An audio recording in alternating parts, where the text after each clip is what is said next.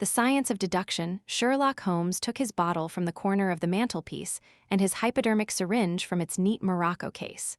With his long, white, nervous fingers, he adjusted the delicate needle and rolled back his left shirt cuff. For some little time, his eyes rested thoughtfully upon the sinewy forearm and wrist all dotted and scarred with innumerable puncture marks. Finally, he thrust the sharp point home, pressed down the tiny piston, and sank back into the velvet-lined armchair with a long sigh of satisfaction. 3 times a day for many months I had witnessed this performance, but custom had not reconciled my mind to it. On the contrary, from day to day I had become more irritable at the sight, and my conscience swelled nightly within me at the thought that I had lacked the courage to protest. Again and again, I had registered a vow that I should deliver my soul upon the subject, but there was that in the cool, nonchalant air of my companion which made him the last man with whom one would care to take anything approaching to a liberty. His great powers, his masterly manner, and the experience which I had had of his many extraordinary qualities, all made me diffident and backward in crossing him. Yet upon that afternoon, whether it was the bone which I had taken with my lunch or the additional exasperation produced by the extreme deliberation of his manner, I suddenly felt that I could hold out no longer. "Which is it today?" I asked, morphine or cocaine. He raised his eyes languidly from the old black-letter volume which he had opened. "It is cocaine," he said, "a 7% solution. Would you care to try it?" "No, indeed," I answered brusquely. "My constitution has not got over the Afghan campaign yet. I cannot afford to throw any extra strain upon it." He smiled at my vehemence. "Perhaps you are right, Watson," he said. "I suppose that its influence is physically a bad one. I find it, however, so transcendently stimulating and clarifying to the mind that its secondary action is a matter of small moment. But consider," I said earnestly, "count the cost. Your brain may, as you say, be roused and excited, but it is a pathological and morbid process, which involves increased tissue change and may at last leave a permanent weakness. You know, too, what a black reaction comes upon you. Surely the game is hardly worth the candle. Why should you, for a mere passing pleasure, risk the loss of those great powers with which you have been endowed?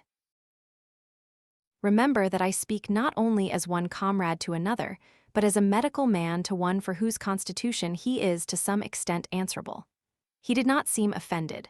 On the contrary, he put his fingertips together and leaned his elbows on the arms of his chair, like one who has a relish for conversation. "My mind," he said, "rebels at stagnation.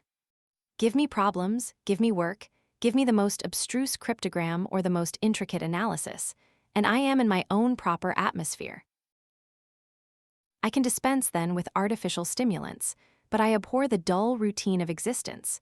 I crave for mental exaltation.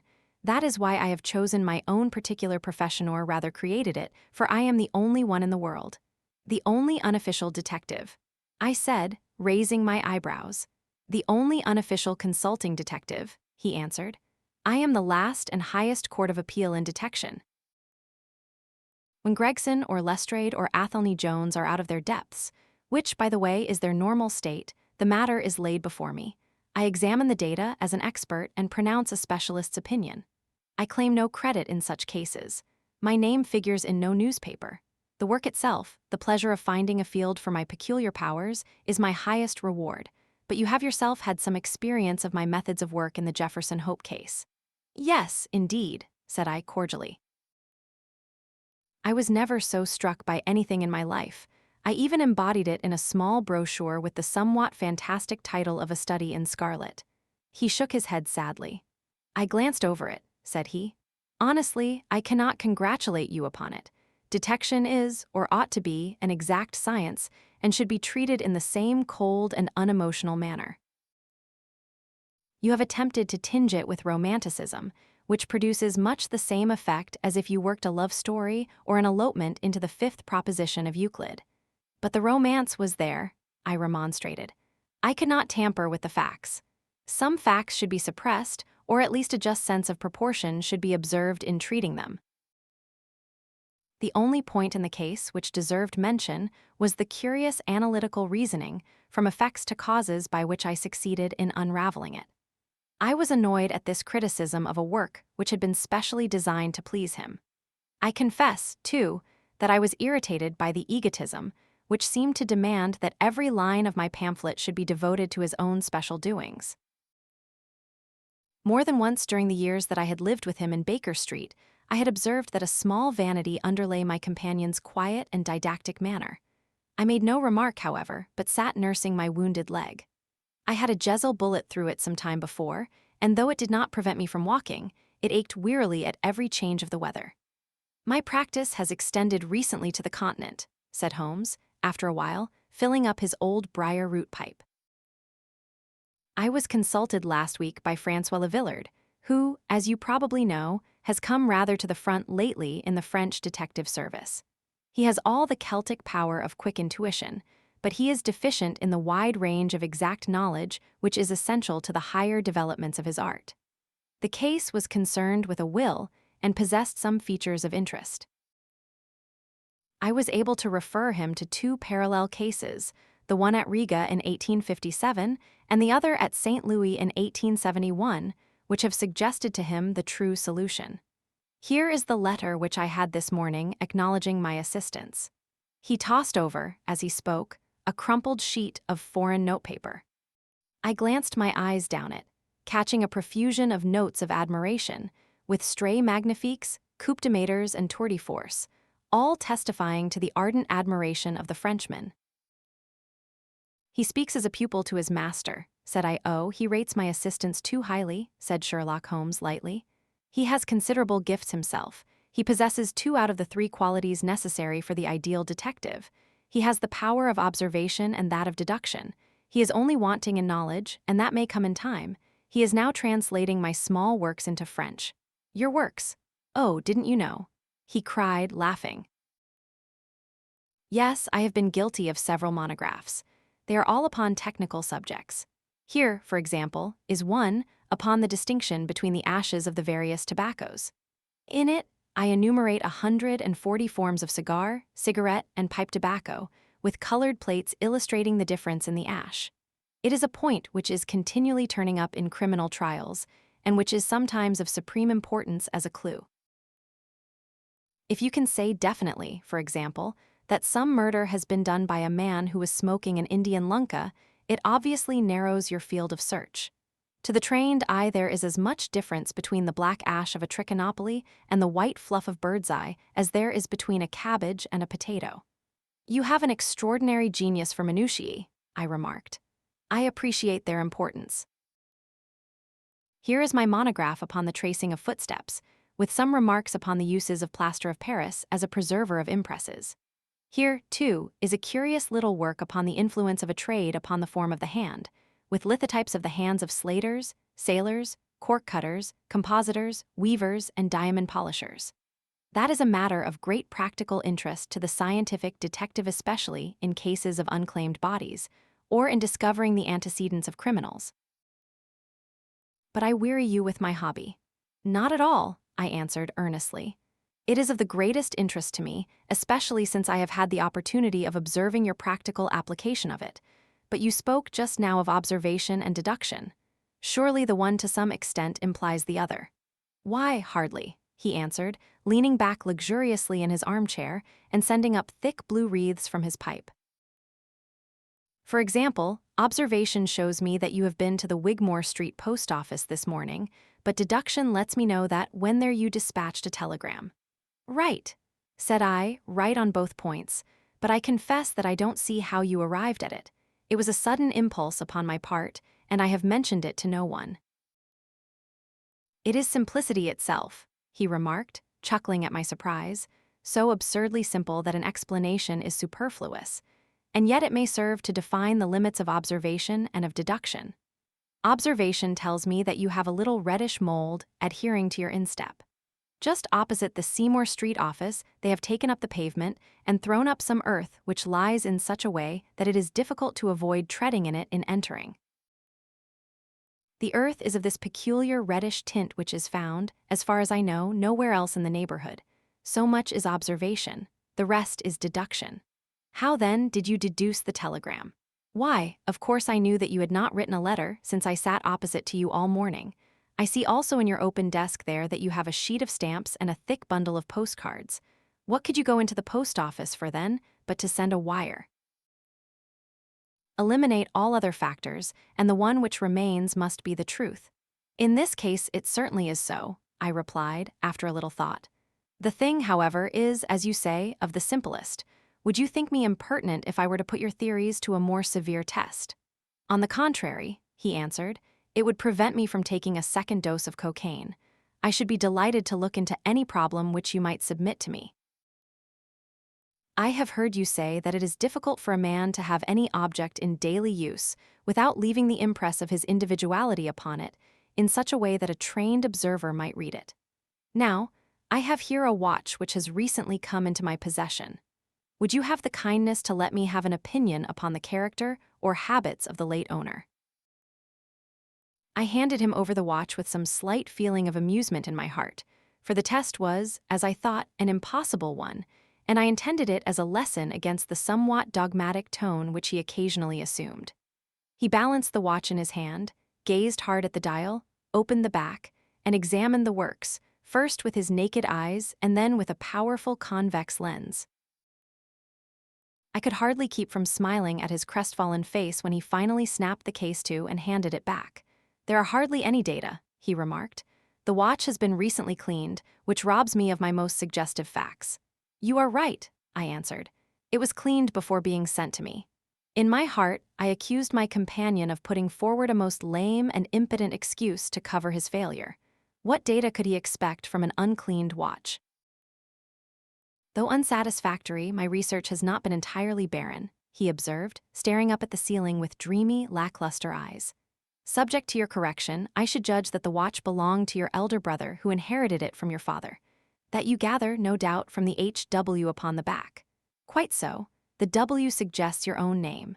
The date of the watch is nearly 50 years back, and the initials are as old as the watch, so it was made for the last generation. Jewelry usually descends to the eldest son, and he is most likely to have the same name as the father. Your father has, if I remember right, been dead many years. It has, therefore, been in the hands of your eldest brother. Right, so far, said I. Anything else? He was a man of untidy habits, very untidy and careless. He was left with good prospects, but he threw away his chances, lived for some time in poverty with occasional short intervals of prosperity, and finally, taking to drink, he died. That is all I can gather. I sprang from my chair and limped impatiently about the room with considerable bitterness in my heart. This is unworthy of you, Holmes, I said. I could not have believed that you would have descended to this. You have made inquiries into the history of my unhappy brother, and you now pretend to deduce this knowledge in some fanciful way. You cannot expect me to believe that you have read all this from his old watch. It is unkind, and to speak plainly, has a touch of charlatanism in it. My dear doctor, said he kindly, pray accept my apologies. Viewing the matter as an abstract problem, I had forgotten how personal and painful a thing it might be to you. I assure you, however, that I never even knew that you had a brother until you handed me the watch. Then how in the name of all that is wonderful did you get these facts? They are absolutely correct in every particular. Ah, that is good luck. I could only say what was the balance of probability. I did not at all expect to be so accurate. But it was not mere guesswork. No, I never guess. It is a shocking habit destructive to the logical faculty. What seems strange to you is only so because you do not follow my train of thought or observe the small facts upon which large inferences may depend. For example, I began by stating that your brother was careless. When you observe the lower part of that watch case, you notice that it is not only dinted in 2 places, but it is cut and marked all over from the habit of keeping other hard objects, such as coins or keys, in the same pocket. Surely it is no great feat to assume that a man who treats a 50-guinea watch so cavalierly must be a careless man. Neither is it a very far-fetched inference that a man who inherits one article of such value is pretty well provided for in other respects. I nodded, to show that I followed his reasoning. It is very customary for pawnbrokers in England, when they take a watch, to scratch the number of the ticket with a pinpoint upon the inside of the case. It is more handy than a label, as there is no risk of the number being lost or transposed. There are no less than 4 such numbers visible to my lens on the inside of this case. Inference that your brother was often at low water. Secondary inference that he had occasional bursts of prosperity, or he could not have redeemed the pledge. Finally, I ask you to look at the inner plate, which contains the keyhole. Look at the thousands of scratches all round the hole marks where the key has slipped. What sober man's key could have scored those grooves, but you will never see a drunkard's watch without them. He winds it at night, and he leaves these traces of his unsteady hand. Where is the mystery in all this? It is as clear as daylight, I answered. I regret the injustice which I did you. I should have had more faith in your marvelous faculty. May I ask whether you have any professional inquiry on foot at present? None, hence the cocaine. I cannot live without brain work. What else is there to live for? Stand at the window here. Was ever such a dreary, dismal, unprofitable world? See how the yellow fog swirls down the street and drifts across the dun-colored houses. What could be more hopelessly prosaic and material? What is the use of having powers, doctor, when one has no field upon which to exert them? Crime is commonplace, existence is commonplace, and no qualities save those which are commonplace have any function upon earth. I had opened my mouth to reply to this tirade, when with a crisp knock our landlady entered, bearing a card upon the brass salver. "A young lady for you, sir," she said, addressing my companion. "Miss Mary Morstan," he read. I have no recollection of the name. Ask the young lady to step up, Mrs. Hudson. Don't go, doctor. I should prefer that you remain. Chapter II. The statement of the case. Miss Morstan entered the room with a firm step and an outward composure of manner. She was a blonde young lady, small, dainty, well-gloved, and dressed in the most perfect taste.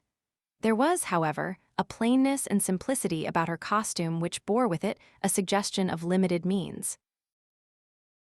The dress was a somber grayish beige, untrimmed and unbraided, and she wore a small turban of the same dull hue, relieved only by a suspicion of white feather in the side. Her face had neither regularity of feature nor beauty of complexion, but her expression was sweet and amiable, and her large blue eyes were singularly spiritual and sympathetic. In an experience of women which extends over many nations and 3 separate continents, I have never looked upon a face which gave a clearer promise of a refined and sensitive nature. I could not but observe that as she took the seat which Sherlock Holmes placed for her lip trembled, her hand quivered, and she showed every sign of intense inward agitation. "I have come to you, Mr. Holmes," she said, "because you once enabled my employer, Mrs. Cecil Forrester, to unravel a little domestic complication. She was much impressed by your kindness and skill." "Mrs. Cecil Forrester," he repeated thoughtfully. "I believe that I was of some slight service to her. The case, however, as I remember it, was a very simple one. She did not think so, but at least you cannot say the same of mine. I can hardly imagine anything more strange, more utterly inexplicable, than the situation in which I find myself." Holmes rubbed his hands and his eyes glistened. He leaned forward in his chair with an expression of extraordinary concentration upon his clear-cut, hawk-like features. "State your case," said he in brisk business tones. I felt that my position was an embarrassing one. "You will, I am sure, excuse me," I said, rising from my chair. To my surprise, the young lady held up her gloved hand to detain me. "If your friend," she said, "would be good enough to stop, he might be of inestimable service to me." I relapsed into my chair. "Briefly," she continued, "the facts are these. My father was an officer in an Indian regiment who sent me home when I was quite a child. My mother was dead, and I had no relative in England. I was placed, however, in a comfortable boarding establishment at Edinburgh, and there I remained until I was 17 years of age. In the year 1878, my father, who was senior captain of his regiment, obtained 12 months' leave and came home. He telegraphed to me from London that he had arrived all safe, and directed me to come down at once, giving the Langham Hotel as his address. His message, as I remember, was full of kindness and love.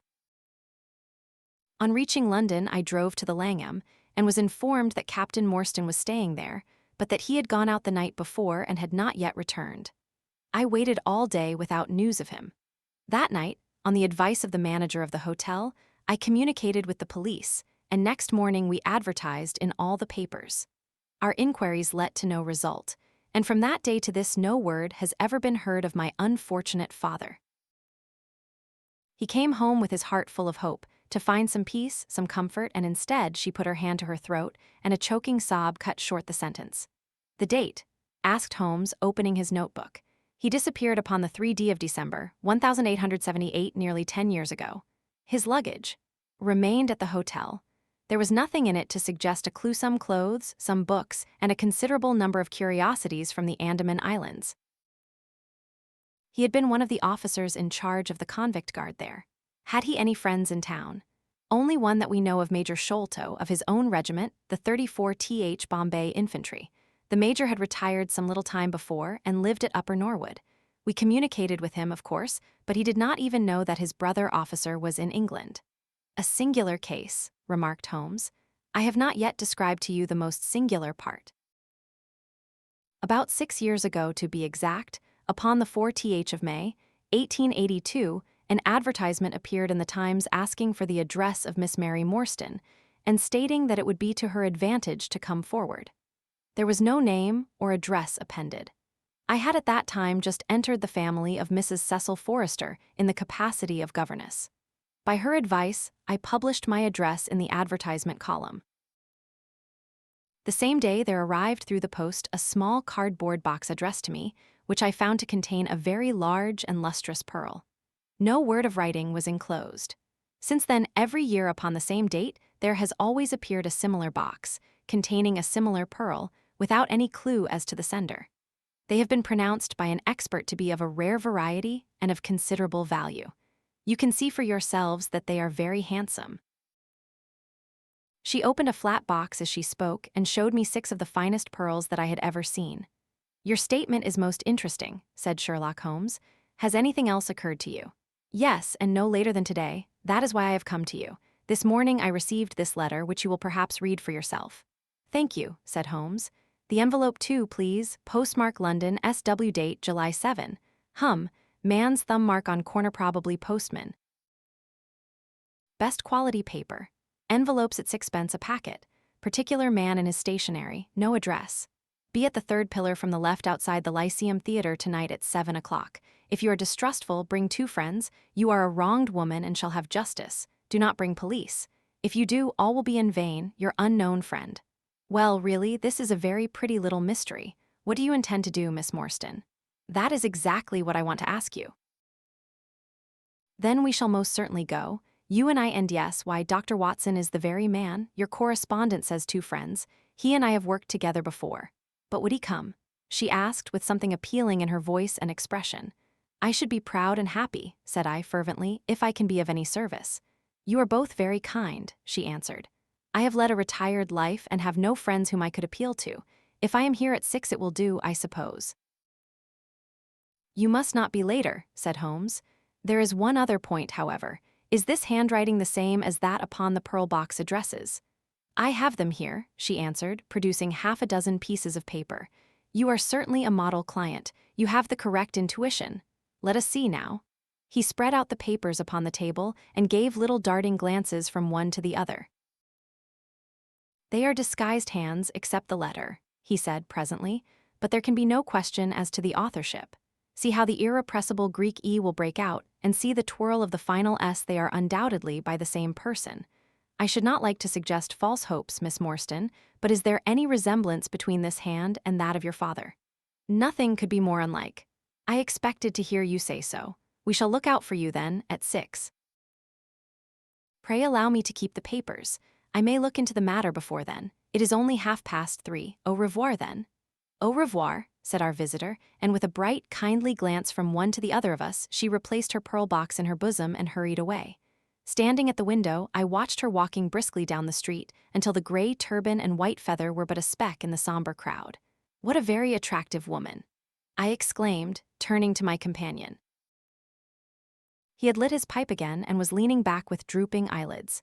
"Is she?" he said languidly. "I did not observe. You really are an automaton, a calculating machine." I cried. "There is something positively inhuman in you at times." He smiled gently. "It is of the first importance," he said, "not to allow your judgment to be biased by personal qualities. A client is to me a mere unité factor in a problem. The emotional qualities are antagonistic to clear reasoning." I assure you that the most winning woman I ever knew was hanged for poisoning 3 little children for their insurance money, and the most repellent man of my acquaintance is a philanthropist who has spent nearly $250,000 upon the London poor. In this case, however, I never make exceptions. An exception disproves the rule. Have you ever had occasion to study character in handwriting? What do you make of this fellow's scribble? It is legible and regular, I answered. A man of business habits and some force of character. Holmes shook his head. Look at his long letters, he said. They hardly rise above the common herd. That D might be an A, and that L and E men of character always differentiate their long letters, however illegibly they may write. There is vacillation in his K's and self-esteem in his capitals. I am going out now. I have some few references to make. Let me recommend this book, one of the most remarkable ever penned. It is Winwood Reade's Martyrdom of Man. I shall be back in an hour. I sat in the window with the volume in my hand, but my thoughts were far from the daring speculations of the writer. My mind ran upon our late visitor, her smiles, the deep, rich tones of her voice, the strange mystery which overhung her life. If she were 17 at the time of her father's disappearance, she must be 27 now, a sweet age, when youth has lost its self-consciousness and become a little sobered by experience. So I sat and mused, until such dangerous thoughts came into my head that I hurried away to my desk and plunged furiously into the latest treatise upon pathology. What was I, an army surgeon with a weak leg and a weaker banking account, that I should dare to think of such things? She was a unit, a factor, nothing more. If my future were black, it was better surely to face it like a man than to attempt to brighten it by mere will-o'-the-wisps of the imagination. Chapter I. In quest of a solution, it was 5:30 before Holmes returned. He was bright, eager, and in excellent spirits, a mood which in his case alternated with fits of the blackest depression. There is no great mystery in this matter, he said, taking the cup of tea which I had poured out for him. The facts appear to admit of only one explanation. What? You have solved it already? Well, that would be too much to say. I have discovered a suggestive fact, that is all. It is, however, very suggestive. The details are still to be added. I have just found, on consulting the back files of the Times, that Major Sholto of Upper Norwood, late of the 34th Bombay Infantry, died upon the 28th of April, 1882. I may be very obtuse, Holmes, but I fail to see what this suggests. No. You surprise me. Look at it in this way, then. Captain Morstan disappears. The only person in London whom he could have visited is Major Sholto. Major Sholto denies having heard that he was in London. 4 years later, Sholto dies. Within a week of his death, Captain Morstan's daughter receives a valuable present, which is repeated from year to year, and now culminates in a letter which describes her as a wronged woman. What wrong can it refer to except this deprivation of her father? And why should the presents begin immediately after Sholto's death, unless it is that Sholto's heir knows something of the mystery and desires to make compensation? Have you any alternative theory which will meet the facts? But what a strange compensation, and how strangely made. Why, too, should he write a letter now, rather than 6 years ago? Again, the letter speaks of giving her justice. What justice can she have? It is too much to suppose that her father is still alive. There is no other injustice in her case that you know of. There are certainly difficulties, said Sherlock Holmes pensively, but our expedition of tonight will solve them all. Ah, here is a four-wheeler, and Miss Morstan is inside. Are you all ready? Then we had better go down, for it is a little past the hour. I picked up my hat and my heaviest stick, but I observed that Holmes took his revolver from his drawer and slipped it into his pocket. It was clear that he thought that our night's work might be a serious one. Miss Morstan was muffled in a dark cloak, and her sensitive face was composed, but pale. She must have been more than woman if she did not feel some uneasiness at the strange enterprise upon which we were embarking, yet her self-control was perfect, and she readily answered the few additional questions which Sherlock Holmes put to her. Major Sholto was a very particular friend of Papa's, she said. His letters were full of allusions to the Major. He and Papa were in command of the troops at the Andaman Islands, so they were thrown a great deal together. By the way, a curious paper was found in Papa's desk which no one could understand. I don't suppose that it is of the slightest importance, but I thought you might care to see it, so I brought it with me. It is here. Holmes unfolded the paper carefully and smoothed it out upon his knee. He then very methodically examined it all over with his double lens. "It is paper of native Indian manufacture," he remarked. "It has at some time been pinned to a board. The diagram upon it appears to be a plan of part of a large building with numerous halls, corridors, and passages. At one point is a small cross done in red ink, and above it is 337 from left, in faded pencil writing. In the left-hand corner is a curious hieroglyphic, like 4 crosses, in a line with their arms touching. Beside it is written in very rough and coarse characters, the sign of the 4 Jonathan Small, Mahomet Singh, Abdullah Khan, Dust Akbar. No, I confess that I do not see how this bears upon the matter, yet it is evidently a document of importance. It has been kept carefully in a pocketbook, for the one side is as clean as the other. It was in his pocketbook that we found it. Preserve it carefully then, Miss Morstan, for it may prove to be of use to us. I begin to suspect that this matter may turn out to be much deeper and more subtle than I at first supposed. I must reconsider my ideas." He leaned back in the cab, and I could see by his drawn brow and his vacant eye that he was thinking intently. Miss Morstan and I chatted in an undertone about our present expedition and its possible outcome, but our companion maintained his impenetrable reserve until the end of our journey. It was a September evening, and not yet 7 o'clock, but the day had been a dreary one, and a dense, drizzly fog lay low upon the great city. Mud-colored clouds drooped sadly over the muddy streets. Down the Strand the lamps were but misty splotches of diffused light which threw a feeble circular glimmer upon the slimy pavement. The yellow glare from the shop windows streamed out into the steamy, vaporous air and threw a murky, shifting radiance across the crowded thoroughfare. There was, to my mind, something eerie and ghost-like in the endless procession of faces which flitted across these narrow bars of light-sad faces and glad, haggard, and merry. Like all humankind, they flitted from the gloom into the light and so back into the gloom once more. I am not subject to impressions, but the dull, heavy evening with the strange business upon which we were engaged combined to make me nervous and depressed. I could see from Miss Morstan's manner that she was suffering from the same feeling. Holmes alone could rise superior to petty influences. He held his open notebook upon his knee, and from time to time he jotted down figures and memoranda in the light of his pocket lantern.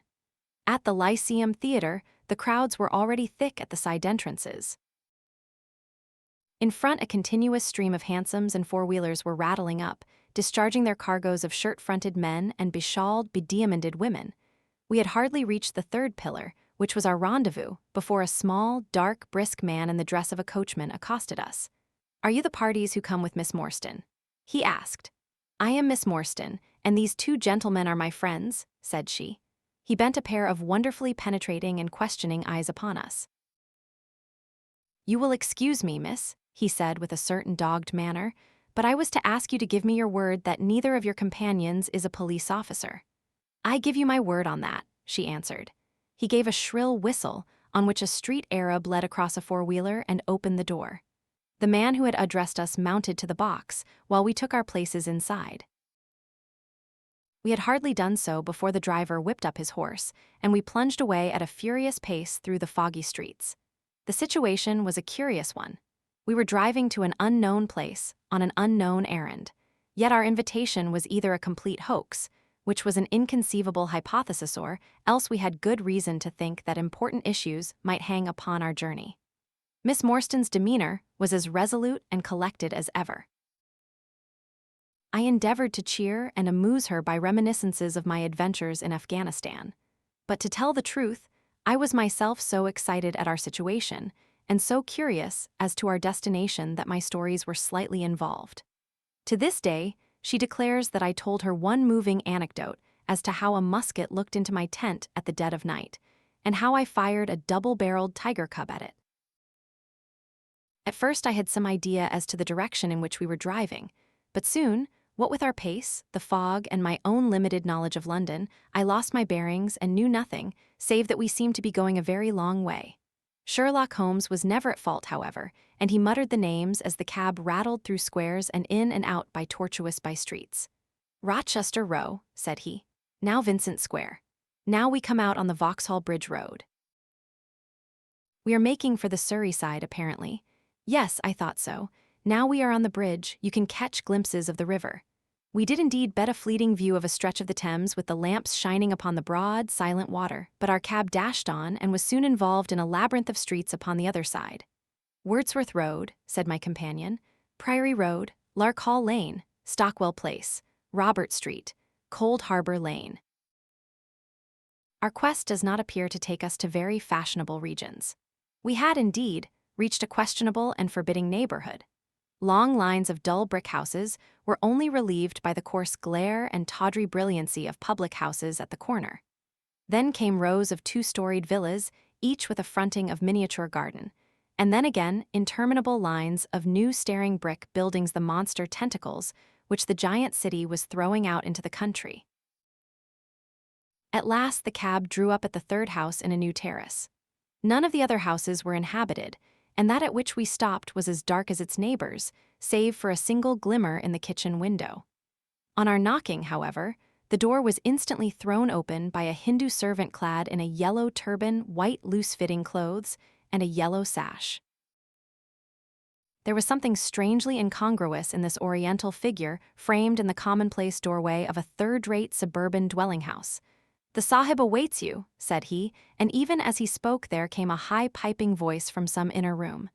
"Show them in to me, Kitmutger," it cried. "Show them straight in to me." Chapter IV.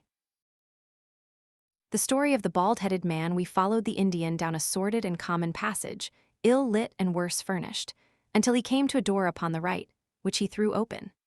A blaze of yellow light streamed out upon us, and in the center of the glare there stood a small man with a very high head, a bristle of red hair all round the fringe of it, and a bald, shining scalp which shot out from among it like a mountain peak from fir trees.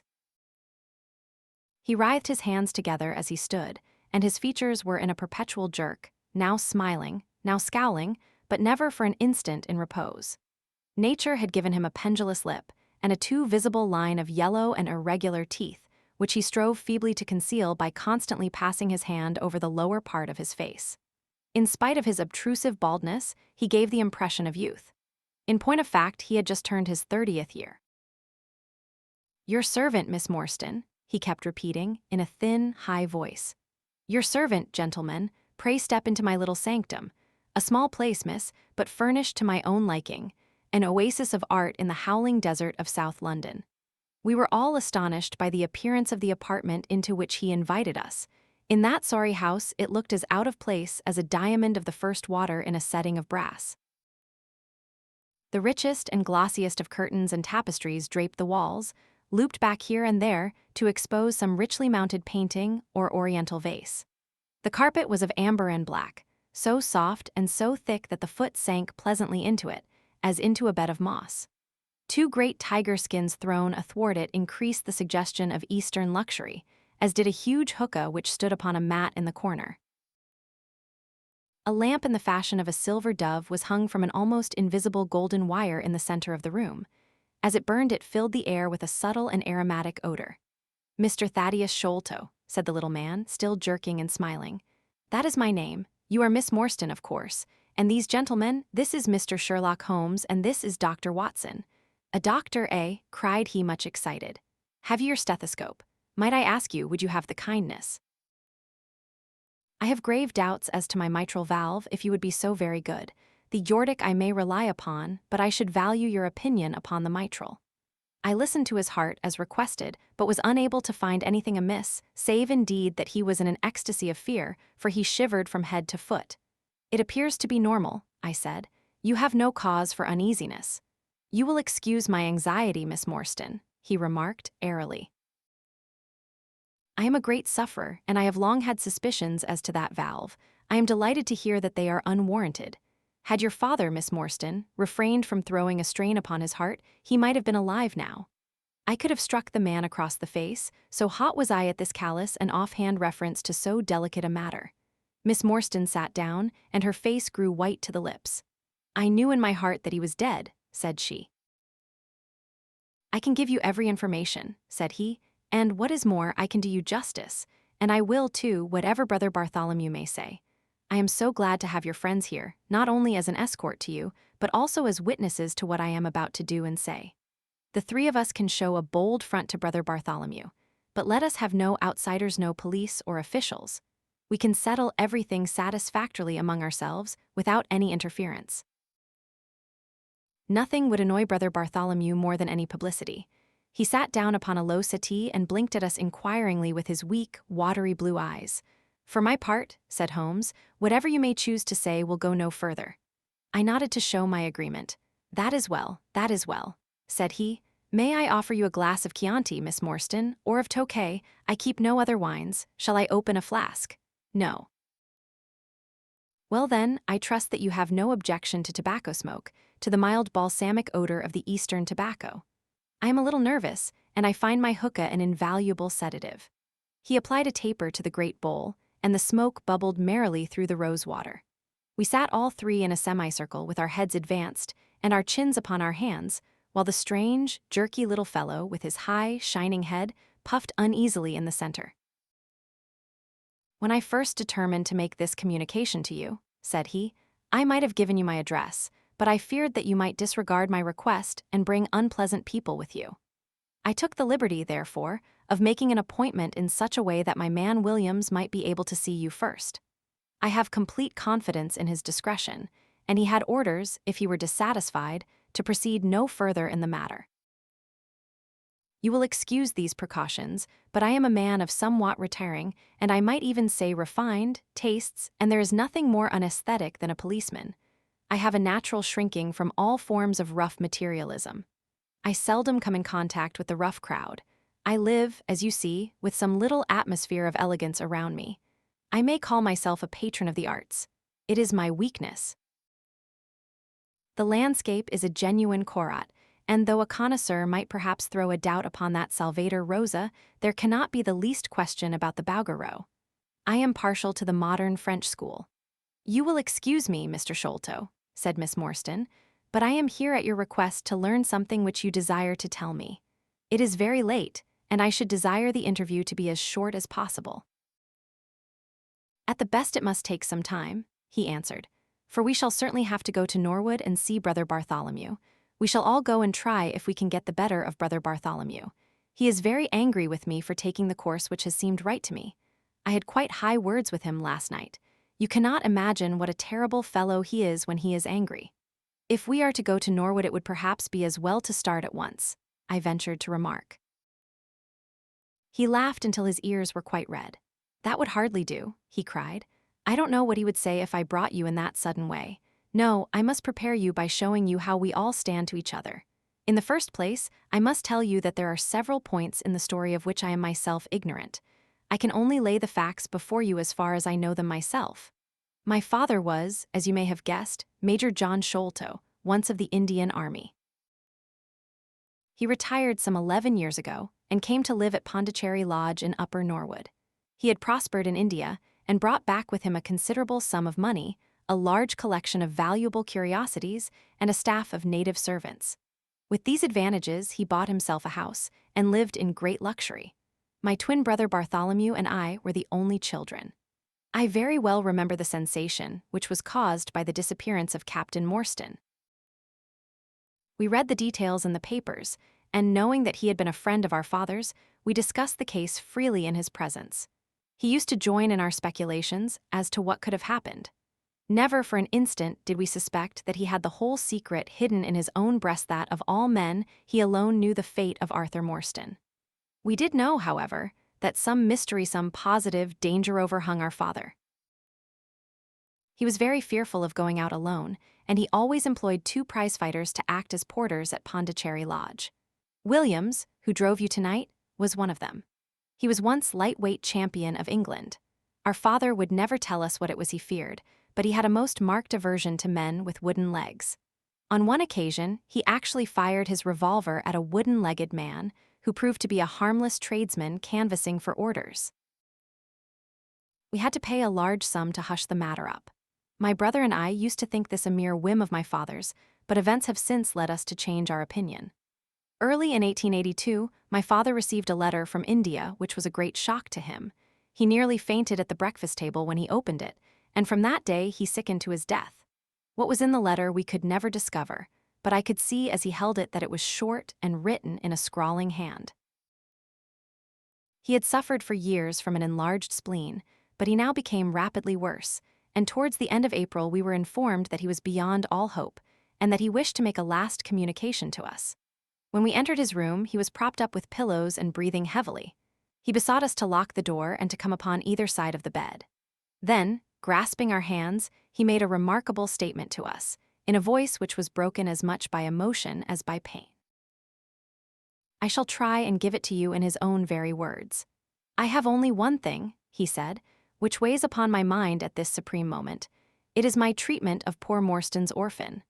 The cursed greed which has been my besetting sin through life has withheld from her the treasure, half at least of which should have been hers.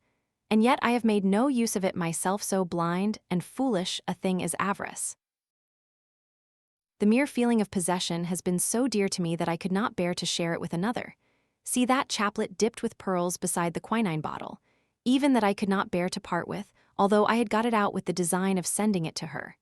You, my sons, will give her a fair share of the Agra treasure, but send her nothing, not even the chaplet, until I am gone. After all, men have been as bad as this and have recovered. I will tell you how Morstan died, he continued. He had suffered for years from a weak heart, but he concealed it from everyone. I alone knew it. When in India, he and I, through a remarkable chain of circumstances, came into possession of a considerable treasure. I brought it over to England, and on the night of Morstan's arrival he came straight over here to claim his share. He walked over from the station, and was admitted by my faithful Lal Chowdar, who is now dead. Morstan and I had a difference of opinion as to the division of the treasure, and we came to heated words. Morstan had sprung out of his chair in a paroxysm of anger when he suddenly pressed his hand to his side, his face turned a dusky hue, and he fell backwards, cutting his head against the corner of the treasure chest. When I stooped over him, I found, to my horror, that he was dead. For a long time I sat half distracted, wondering what I should do. My first impulse was, of course, to call for assistance, but I could not but recognize that there was every chance that I would be accused of his murder. His death at the moment of a quarrel, and the gash in his head, would be black against me. Again, an official inquiry could not be made without bringing out some facts about the treasure, which I was particularly anxious to keep secret. He had told me that no soul upon earth knew where he had gone. There seemed to be no necessity why any soul ever should know. I was still pondering over the matter when, looking up, I saw my servant Lal Chowdar in the doorway. He stole in and bolted the door behind him. "Do not fear, Sahib," he said. "No one need know that you have killed him. Let us hide him away, and who is the wiser?" "I did not kill him," said I. Lal Chowdar shook his head and smiled. "I heard it all, Sahib," said he. "I heard you quarrel, and I heard the blow. But my lips are sealed. All are asleep in the house. Let us put him away together." That was enough to decide Met. If my own servant could not believe my innocence, how could I hope to make it good before 12 foolish tradesmen in a jury box? Lal Chowdar and I disposed of the body that night, and within a few days the London papers were full of the mysterious disappearance of Captain Morstan. You will see from what I say that I can hardly be blamed in the matter. My fault lies in the fact that we concealed not only the body, but also the treasure, and that I have clung to Morstan's share as well as to my own. I wish you, therefore, to make restitution. Put your ears down to my mouth. The treasure is hidden in. At this instant a horrible change came over his expression. His eyes stared wildly, his jaw dropped, and he yelled in a voice which I can never forget, "Keep him out. For Christ's sake, keep him out." We both stared round at the window behind us upon which his gaze was fixed. A face was looking in at us out of the darkness. We could see the whitening of the nose where it was pressed against the glass. It was a bearded, hairy face, with wild, cruel eyes and an expression of concentrated malevolence. My brother and I rushed towards the window, but the man was gone. When we returned to my father, his head had dropped, and his pulse had ceased to beat. We searched the garden that night, but found no sign of the intruder, save that just under the window a single footmark was visible in the flower bed. But for that one trace, we might have thought that our imaginations had conjured up that wild, fierce face. We soon, however, had another and a more striking proof that there were secret agencies at work all round us. The window of my father's room was found open in the morning, his cupboards and boxes had been rifled, and upon his chest was fixed a torn piece of paper, with the words, "The the sign of the four scrawled across it. What the phrase meant, or who our secret visitor may have been, we never knew. As far as we can judge, none of my father's property had been actually stolen, though everything had been turned out. My brother and I naturally associated this peculiar incident with the fear which haunted my father during his life, but it is still a complete mystery to us. The little man stopped to relight his hookah and puffed thoughtfully for a few moments. We had all sat absorbed, listening to his extraordinary narrative. At the short account of her father's death, Miss Morstan had turned deadly white, and for a moment I feared that she was about to faint. She rallied, however, on drinking a glass of water, which I quietly poured out for her from a Venetian carafe upon the side table. Sherlock Holmes leaned back in his chair with an abstracted expression, and the lids drawn low over his glittering eyes.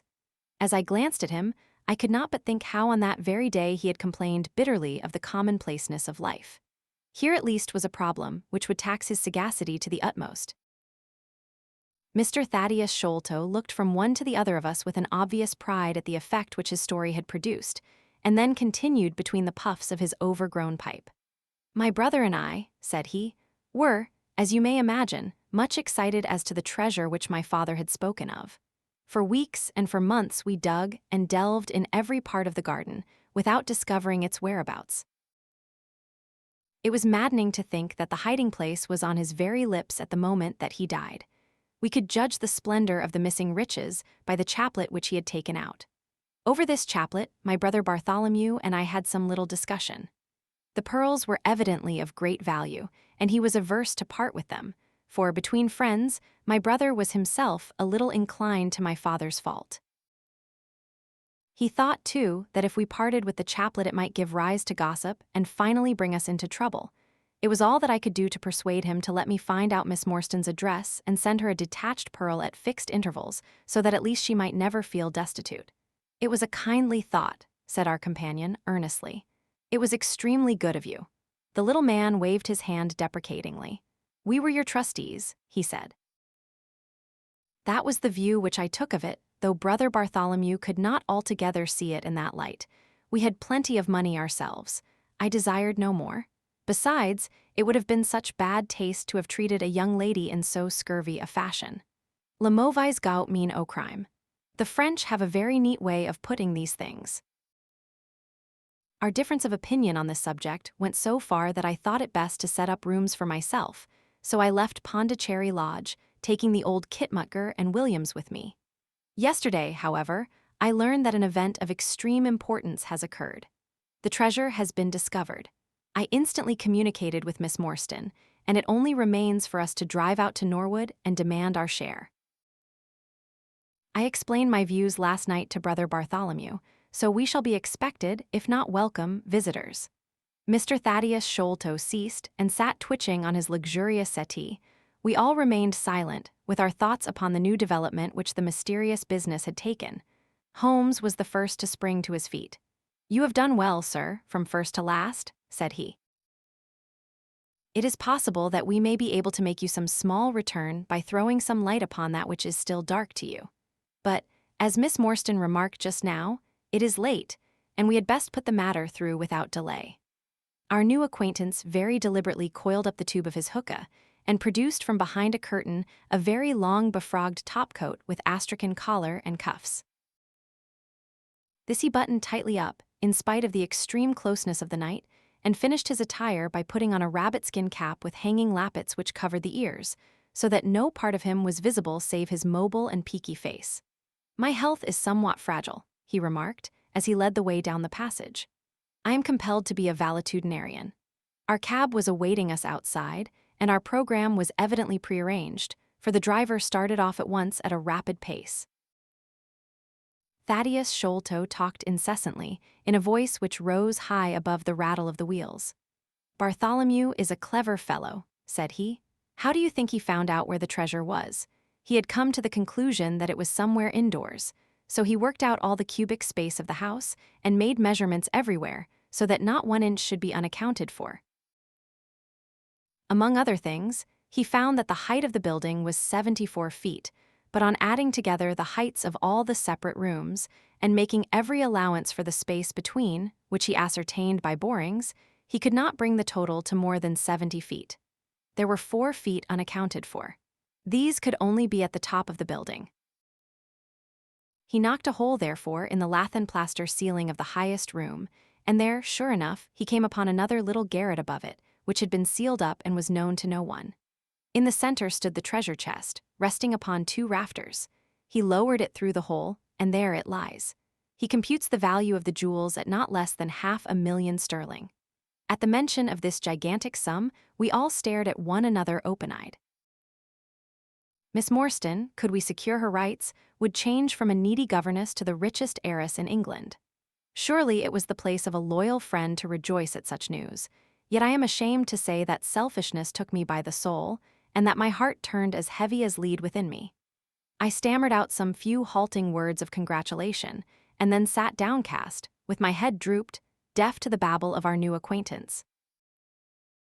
He was clearly a confirmed hypochondriac, and I was dreamily conscious that he was pouring forth interminable trains of symptoms, and imploring information as to the composition and action of innumerable quack nostrums, some of which he bore about in a leather case in his pocket. I trust that he may not remember any of the answers which I gave him that night. Holmes declares that he overheard me caution him against the great danger of taking more than 2 drops of castor oil, while I recommended strychnine in large doses as a sedative. However that may be, I was certainly relieved when our cab pulled up with a jerk and the coachman sprang down to open the door. "This, Miss Morstan, is Pondicherry Lodge," said Mr. Thaddeus Sholto as he handed her out. Chapter V. The tragedy of Pondicherry Lodge. It was nearly 11 o'clock when we reached this final stage of our night's adventures. We had left the damp fog of the great city behind us, and the night was fairly fine. A warm wind blew from the westward, and heavy clouds moved slowly across the sky, with half a moon peeping occasionally through the rifts. It was clear enough to see for some distance, but Thaddeus Sholto took down one of the side lamps from the carriage to give us a better light upon our way. Pondicherry Lodge stood in its own grounds and was girt round with a very high stone wall topped with broken glass. A single narrow iron-clamped door formed the only means of entrance. On this our guide knocked with a peculiar postman-like rat-tat. "Who is there?" cried a gruff voice from within. "It is I, McMurdo. You surely know my knock by this time." There was a grumbling sound and a clanking and jarring of keys. The door swung heavily back, and a short, deep-chested man stood in the opening, with the yellow light of the lantern shining upon his protruded face and twinkling distrustful eyes. "That you, Mr. Thaddeus, but who are the others? I had no orders about them from the master." "No, McMurdo, you surprise me. I told my brother last night that I should bring some friends. He ain't been out his room today, Mr. Thaddeus, and I have no orders." "You know very well that I must stick to regulations. I can let you in, but your friends must just stop where they are." This was an unexpected obstacle. Thaddeus Sholto looked about him in a perplexed and helpless manner. "This is too bad of you, McMurdo," he said. "If I guarantee them, that is enough for you. There is the young lady, too. She cannot wait on the public road at this hour." "Very sorry, Mr. Thaddeus," said the porter, inexorably. "Folk may be friends o' yours, and yet no friends o' the master's. He pays me well to do my duty, and my duty I'll do. I don't know none o' your friends." "Oh, yes you do, McMurdo," cried Sherlock Holmes genially. "I don't think you can have forgotten me. Don't you remember the amateur who fought 3 rounds with you at Alison's rooms on the night of your benefit 4 years back?" "Not Mr. Sherlock Holmes," roared the prize-fighter. "God's truth, how could I have mistook you? If instead o' standin' there so quiet you had just stepped up and given me that cross-hit of yours under the jaw, I'd ha' known you without a question. Ah, you're one that has wasted your gifts, you have. You might have aimed high if you had joined the fancy. You see, Watson, if all else fails me, I have still one of the scientific professions open to me," said Holmes, laughing. "Our friend won't keep us out in the cold now, I am sure." "In you come, sir, in you come, you and your friends," he answered.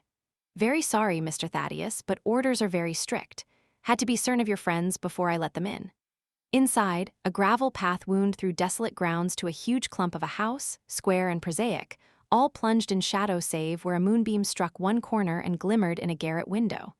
The vast size of the building, with its gloom and its deathly silence, struck a chill to the heart. Even Thaddeus Sholto seemed ill at ease, and the lantern quivered and rattled in his hand. "I cannot understand it," he said. "There must be some mistake. I distinctly told Bartholomew that we should be here, and yet there is no light in his window. I do not know what to make of it. Does he always guard the premises in this way?" asked Holmes. "Yes, he has followed my father's custom. He was the favorite son, you know, and I sometimes think that my father may have told him more than he ever told me.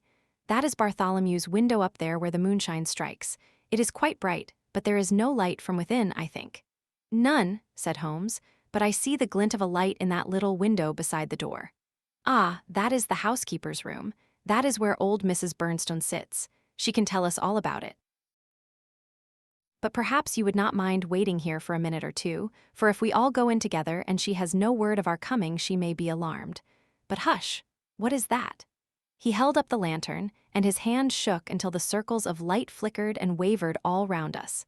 Miss Morstan seized my wrist, and we all stood with thumping hearts, straining our ears. From the great black house there sounded through the silent night the saddest and most pitiful of sounds, the shrill, broken whimpering of a frightened woman. "It is Mrs. Bernstone," said Sholto. "She is the only woman in the house. Wait here, I shall be back in a moment." He hurried for the door and knocked in his peculiar way. We could see a tall old woman admit him and sway with pleasure at the very sight of him. "Oh, Mr. Thaddeus, sir, I am so glad you have come." "I am so glad you have come, Mr. Thaddeus, sir." We heard her reiterated rejoicings until the door was closed and her voice died away into a muffled monotone. Our guide had left us the lantern. Holmes swung it slowly round and peered keenly at the house and at the great rubbish heaps which cumbered the grounds. Miss Morstan and I stood together, and her hand was in mine. A wondrous subtle thing is love, for here were we two who had never seen each other before that day, between whom no word or even look of affection had ever passed, and yet now in an hour of trouble our hands instinctively sought for each other. I have marveled at it since, but at the time it seemed the most natural thing that I should go out to her so, and, as she has often told me, there was in her also the instinct to turn to me for comfort and protection. So we stood hand in hand, like two children, and there was peace in our hearts for all the dark things that surrounded us. "What a strange place," she said, looking round. "It looks as though all the moles in England had been let loose in it. I have seen something of the sort on the side of a hill near Ballarat, where the prospectors had been at work." "And from the same cause," said Holmes. "These are the traces of the treasure-seekers. You must remember that they were 6 years looking for it. No wonder that the grounds look like a gravel pit." At that moment the door of the house burst open, and Thaddeus Sholto came running out, with his hands thrown forward and terror in his eyes. "There is something amiss with Bartholomew," he cried. "I am frightened. My nerves cannot stand it." He was, indeed, half blubbering with fear, and his twitching feeble face peeping out from the great astrakhan collar had the helpless appealing expression of a terrified child. "Come into the house," said Holmes in his crisp, firm way. "Yes, do," pleaded Thaddeus Sholto. "I really do not feel equal to giving directions." We all followed him into the housekeeper's room, which stood upon the left-hand side of the passage. The old woman was pacing up and down with a scared look and restless picking fingers, but the sight of Miss Morstan appeared to have a soothing effect upon her. "God bless your sweet, calm face," she cried, with an hysterical sob. "It does me good to see you. Oh, but I have been sorely tried this day." Our companion patted her thin, work-worn hand and murmured some few words of kindly, womanly comfort which brought the color back into the other's bloodless cheeks. "Master has locked himself in and will now answer me," she explained. "All day I have waited to hear from him, for he often likes to be alone, but an hour ago I feared that something was amiss, so I went up and peeped through the keyhole. You must go up, Mr. Thaddeus, you must go up and look for yourself. I have seen Mr. Bartholomew Sholto in joy and in sorrow for 10 long years, but I never saw him with such a face on him as that." Sherlock Holmes took the lamp and led the way, for Thaddeus Sholto's teeth were chattering in his head. So shaken was he that I had to pass my hand under his arm as we went up the stairs, for his knees were trembling under him.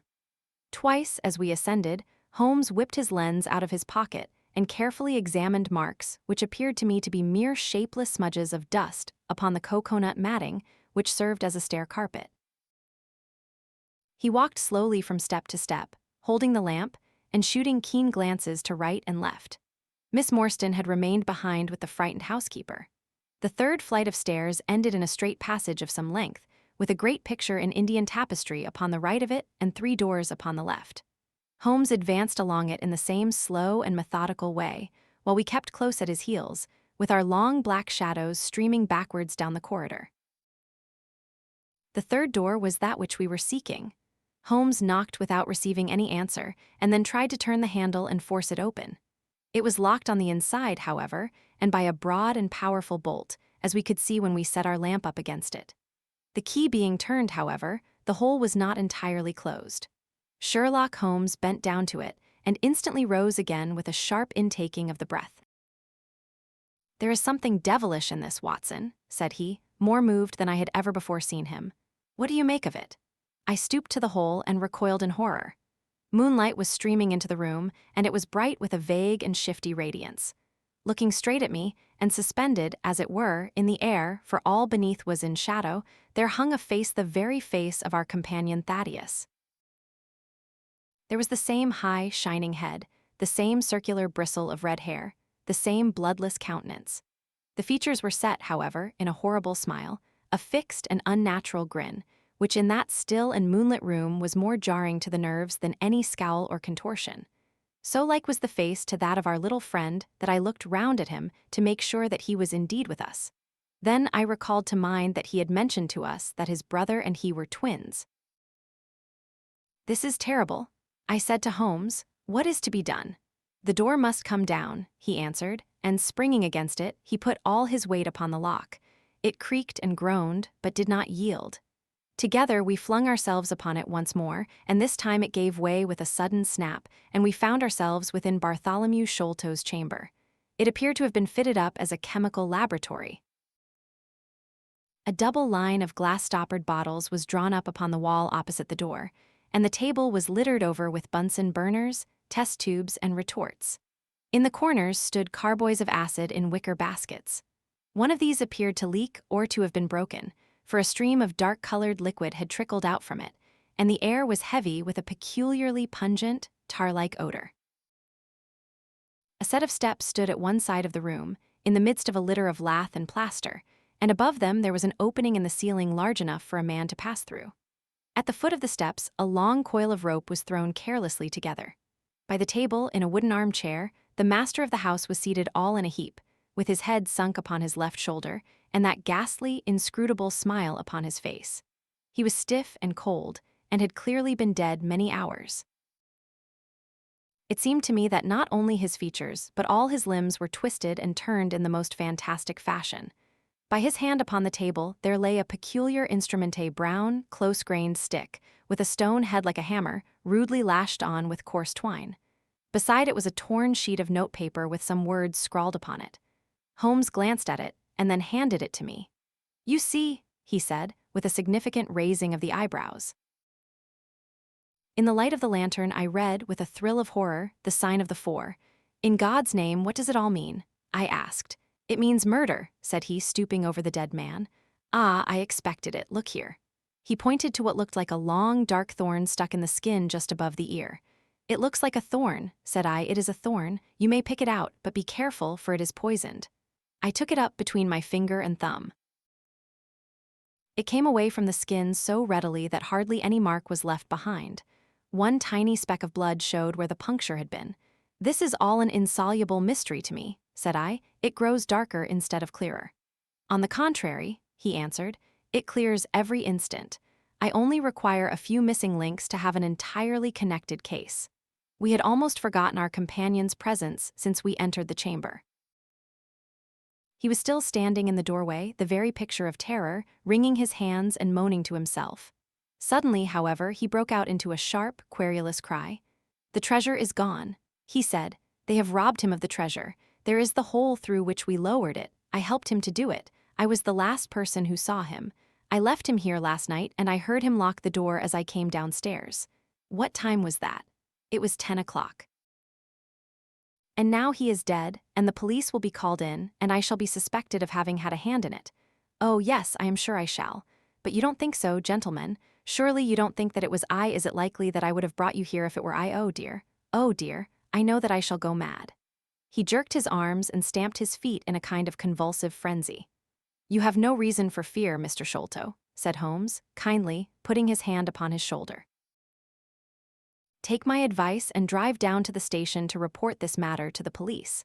Offer to assist them in every way. We shall wait here until your return. The little man obeyed in a half-stupefied fashion, and we heard him stumbling down the stairs in the dark.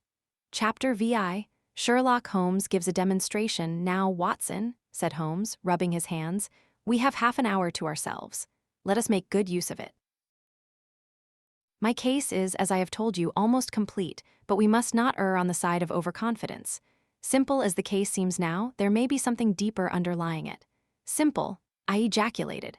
Surely, said he, with something of the air of a clinical professor expounding to his class. Just sit in the corner there, that your footprints may not complicate matters. Now to work. In the first place, how did these folk come, and how did they go? The door has not been opened since last night. How of the window? He carried the lamp across to it, muttering his observations aloud the while, but addressing them to himself rather than to me. Window is snibbed on the inner side. Framework is solid. No hinges at the side. Let us open it. No water pipe near. Roof quite out of reach. Yet a man has mounted by the window. It rained a little last night. Here is the print of a foot in mold upon the sill. And here is a circular muddy mark, and here again upon the floor, and here again by the table. See here, Watson, this is really a very pretty demonstration. I looked at the round, well-defined muddy discs. This is not a footmark, said I, it is something much more valuable to us. It is the impression of a wooden stump. You see here on the sill is the boot mark, a heavy boot with the broad metal heel, and beside it is the mark of the timber toe. It is the wooden-legged man. Quite so. But there has been someone else, a very able and efficient ally. Could you scale that wall, Doctor? I looked out of the open window. The moon still shone brightly on that angle of the house. We were a good 60 feet from the ground, and look where I would, I could see no foothold, nor as much as a crevice in the brickwork. It is absolutely impossible, I answered. Without aid it is so. But suppose you had a friend up here who lowered you this good stout rope which I see in the corner, securing one end of it to this great hook in the wall. Then, I think, if you were an active man, you might swarm up wooden leg and all. You would depart, of course, in the same fashion, and your ally would draw up the rope, untie it from the hook, shut the window, snib it on the inside, and get away in the way that he originally came. As a minor point it may be noted, he continued, fingering the rope, that our wooden-legged friend, though a fair climber, was not a professional sailor. His hands were far from horny. My lens discloses more than one blood mark, especially towards the end of the rope, from which I gather that he slipped down with such velocity that he took the skin off his hand. This is all very well, said I, but the thing becomes more unintelligible than ever. How about this mysterious ally? How came he into the room? Yes, the ally, repeated Holmes pensively. There are features of interest about this ally. He lifts the case from the regions of the commonplace. I fancy that this ally breaks fresh ground in the annals of crime in this country, though parallel cases suggest themselves from India, and, if my memory serves me, from Senegambia. How came he then? I reiterated. The door is locked, the window is inaccessible. Was it through the chimney? The grate is much too small, he answered. I had already considered that possibility. How then? I persisted. You will not apply my precept, he said, shaking his head. How often have I said to you that when you have eliminated the impossible, whatever remains, however improbable, must be the truth. We know that he did not come through the door, the window, or the chimney. We also know that he could not have been concealed in the room, as there is no concealment possible. Whence then did he come? He came through the hole in the roof, I cried. Of course he did, he must have done so. If you will have the kindness to hold the lamp for me, we shall now extend our researches to the room above the secret room in which the treasure was found.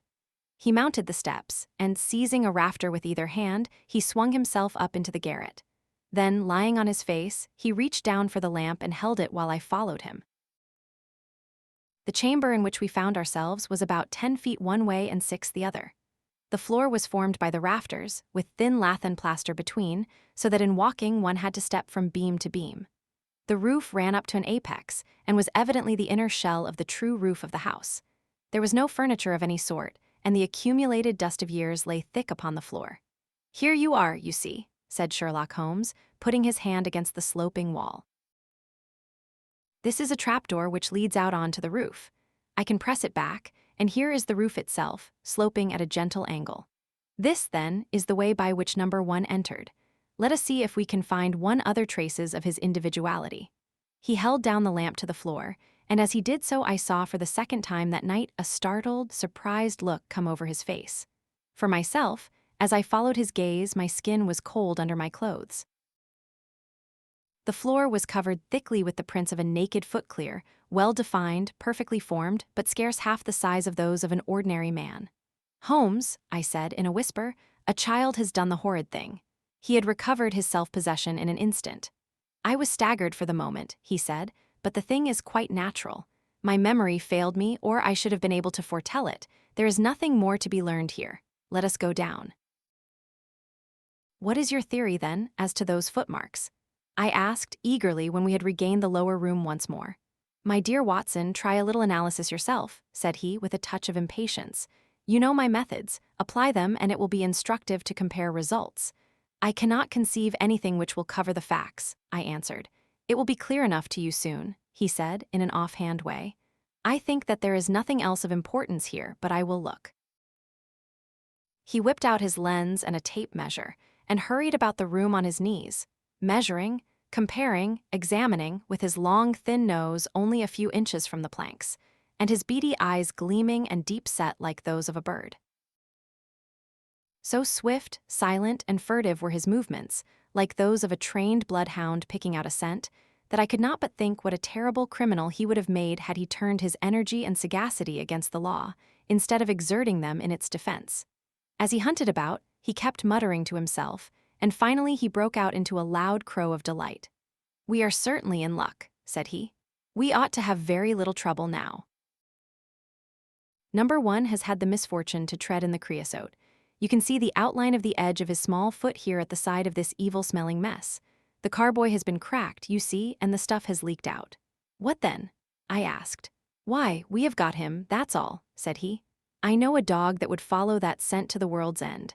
If a pack can track a trailed herring across a shire, how far can a specially trained hound follow so pungent a smell as this?" It sounds like a sum in the rule of 3. The answer should give us the but halloo. Here are the accredited representatives of the law. Heavy steps and the clamor of loud voices were audible from below, and the hall door shut with a loud crash. "Before they come," said Holmes, "just put your hand here on this poor fellow's arm, and here on his leg. What do you feel?" "The muscles are as hard as a board," I answered. "Quite so. They are in a state of extreme contraction, far exceeding the usual rigor mortis. Coupled with this distortion of the face, this Hippocratic smile, or risus sardonicus, as the old writers called it, what conclusion would it suggest to your mind?" "Death from some powerful vegetable alkaloid," I answered, "some strychnine-like substance which would produce tetanus." That was the idea which occurred to me the instant I saw the drawn muscles of the face. On getting into the room, I at once looked for the means by which the poison had entered the system. As you saw, I discovered a thorn which had been driven or shot with no great force into the scalp. You observe that the part struck was that which would be turned towards the hole in the ceiling if the man were erect in his chair. Now examine the thorn. I took it up gingerly and held it in the light of the lantern.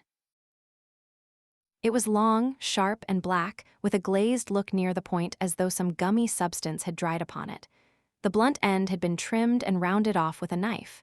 "Is that an English thorn?" he asked. "No, it certainly is not. With all these data you should be able to draw some just inference. But here are the regulars, so the auxiliary forces may beat a retreat." As he spoke, the steps which had been coming nearer sounded loudly on the passage, and a very stout, portly man in a gray suit strode heavily into the room. He was red-faced, burly, and plethoric, with a pair of very small, twinkling eyes which looked keenly out from between swollen and puffy pouches. He was closely followed by an inspector in uniform and by the still palpitating Thaddeus Sholto. "Here's a business," he cried in a muffled, husky voice. "Here's a pretty business." "But who are all these? Why, the house seems to be as full as a rabbit warren." "I think you must recollect me, Mr. Athelney Jones," said Holmes quietly. "Why, of course I do." He wheezed. "It's Mr. Sherlock Holmes, the theorist, remember you. I'll never forget how you lectured us all on causes and inferences and effects in the Bishopgate jewel case. It's true you set us on the right track, but you'll own now that it was more by good luck than good guidance. It was a piece of very simple reasoning. Oh, come, now come, never be ashamed to own up, but what is all this? Bad business, bad business. Stern facts hear no room for theories. How lucky that I happened to be out at Norwood over another case. I was at the station when the message arrived. What do you think the man died of? Oh, this is hardly a case for me to theorize over, said Holmes dryly. No, no, still, we can't deny that you hit the nail on the head sometimes. Dear me. Door locked, I understand. Jewels worth $500,000 missing. How was the window? Fastened, but there are steps on the sill. Well, well, if it was fastened, the steps could have nothing to do with the matter. That's common sense. Man might have died in a fit, but then the jewels are missing. Ha, I have a theory. These flashes come upon me at times. Just step outside, Sergeant, and you, Mr. Sholto. Your friend can remain. What do you think of this, Holmes? Sholto was on his own confession with his brother last night. The brother died in a fit on which Sholto walked off with the treasure. How's that? On which the dead man very considerately got up and locked the door on the inside. There's a flaw there. Let us apply common sense to the matter. This Thaddeus Sholto was with his brother. There was a quarrel. So much we know. The brother is dead and the jewels are gone. So much also we know. No one saw the brother from the time Thaddeus left him. His bed had not been slept in. Thaddeus is evidently in a most disturbed state of mind. His appearance is, well, not attractive. You see that I am weaving my web round Thaddeus. The net begins to close upon him. You are not quite in possession of the facts yet, said Holmes. This splinter of wood, which I have every reason to believe to be poisoned, was in the man's scalp where you still see the mark. This card, inscribed as you see it, was on the table, and beside it lay this rather curious stone-headed instrument. How does all that fit into your theory? Confirms it in every respect, said the fat detective pompously. House is full of Indian curiosities. Thaddeus brought this up, and if this splinter be poisonous, Thaddeus may as well have made murderous use of it as any other man. The card is some hocus-pocus blind, as like as not. The only question is, how did he depart? Ah, of course, here is a hole in the roof. With great activity, considering his bulk, he sprang up the steps and squeezed through into the garret, and immediately afterwards we heard his exulting voice proclaiming that he had found the trapdoor. He can find something, remarked Holmes, shrugging his shoulders. He has occasional glimmerings of reason. Il en a pas des sots si incommodes quesu qui ont de l'esprit. You see, said Athelney Jones, reappearing down the steps again. Facts are better than mere theories, after all. My view of the case is confirmed. There is a trapdoor communicating with the roof, and it is partly open. It was I who opened it. Oh, indeed, you did notice it then. He seemed a little crestfallen at the discovery. Well, whoever noticed it, it shows how our gentleman got away. Inspector. Yes, sir, from the passage. Ask Mr. Sholto to step this way. Mr. Sholto, it is my duty to inform you that anything which you may say will be used against you. I arrest you in the Queen's name as being concerned in the death of your brother. There, now, didn't I tell you? Cried the poor little man, throwing out his hands and looking from one to the other of us. Don't trouble yourself about it, Mr. Sholto, said Holmes. I think that I can engage to clear you of the charge. Don't promise too much, Mr. Theorist, don't promise too much, snapped the detective. You may find it a harder matter than you think. Not only will I clear him, Mr. Jones, but I will make you a free present of the name and description of one of the two people who were in this room last night. His name, I have every reason to believe, is Jonathan Small. He is a poorly educated man, small, active, with his right leg off, and wearing a wooden stump which is worn away upon the inner side. His left boot has a coarse, square-toed sole, with an iron band round the heel. He is a middle-aged man, much sunburned, and has been a convict. These few indications may be of some assistance to you, coupled with the fact that there is a good deal of skin missing from the palm of his hand. The other man, the other man, asked Athelney Jones in a sneering voice, but impressed nonetheless, as I could easily see, by the precision of the other's manner. Is a rather curious person, said Sherlock Holmes, turning upon his heel. I hope before very long to be able to introduce you to the pair of them. A word with you, Watson. He led me out to the head of the stair. This unexpected occurrence, he said, has caused us rather to lose sight of the original purpose of our journey. I have just been thinking so, I answered. It is not right that Miss Morstan should remain in this stricken house. No, you must escort her home. She lives with Mrs. Cecil Forrester in Lower Camberwell, so it is not very far. I will wait for you here if you will drive out again, or perhaps you are too tired. By no means. I don't think I could rest until I know more of this fantastic business. I have seen something of the rough side of life, but I give you my word that this quick succession of strange surprises tonight has shaken my nerve completely. I should like, however, to see the matter through with you, now that I have got so far. Your presence will be of great service to me, he answered. We shall work the case out independently, and leave this fellow Jones to exult over any mare's nest which he may choose to construct. When you have dropped Miss Morstan, I wish you to go on to number 3 Pinchin Lane, down near the water's edge at Lambeth. The third house on the right-hand side is a birdstuffer's. Sherman is the name. You will see a weasel holding a young rabbit in the window. Knock old Sherman up, and tell him with my compliments that I want Toby at once. You will bring Toby back in the cab with you. A dog, I suppose. Yes, a queer mongrel with a most amazing power of scent. I would rather have Toby's help than that of the whole detective force of London. I shall bring him then, said I. It is 1 now. I ought to be back before 3 if I can get a fresh horse. And I, said Holmes, shall see what I can learn from Mrs. Burnstone and from the Indian servant who, Mr. Thaddeus tell me, sleeps in the next garret. Then I shall study the great Jones's methods and listen to his not too delicate sarcasms. Were sin giunt, das I mention verhernen was sei nicht verstehen. Goethe is always pithy.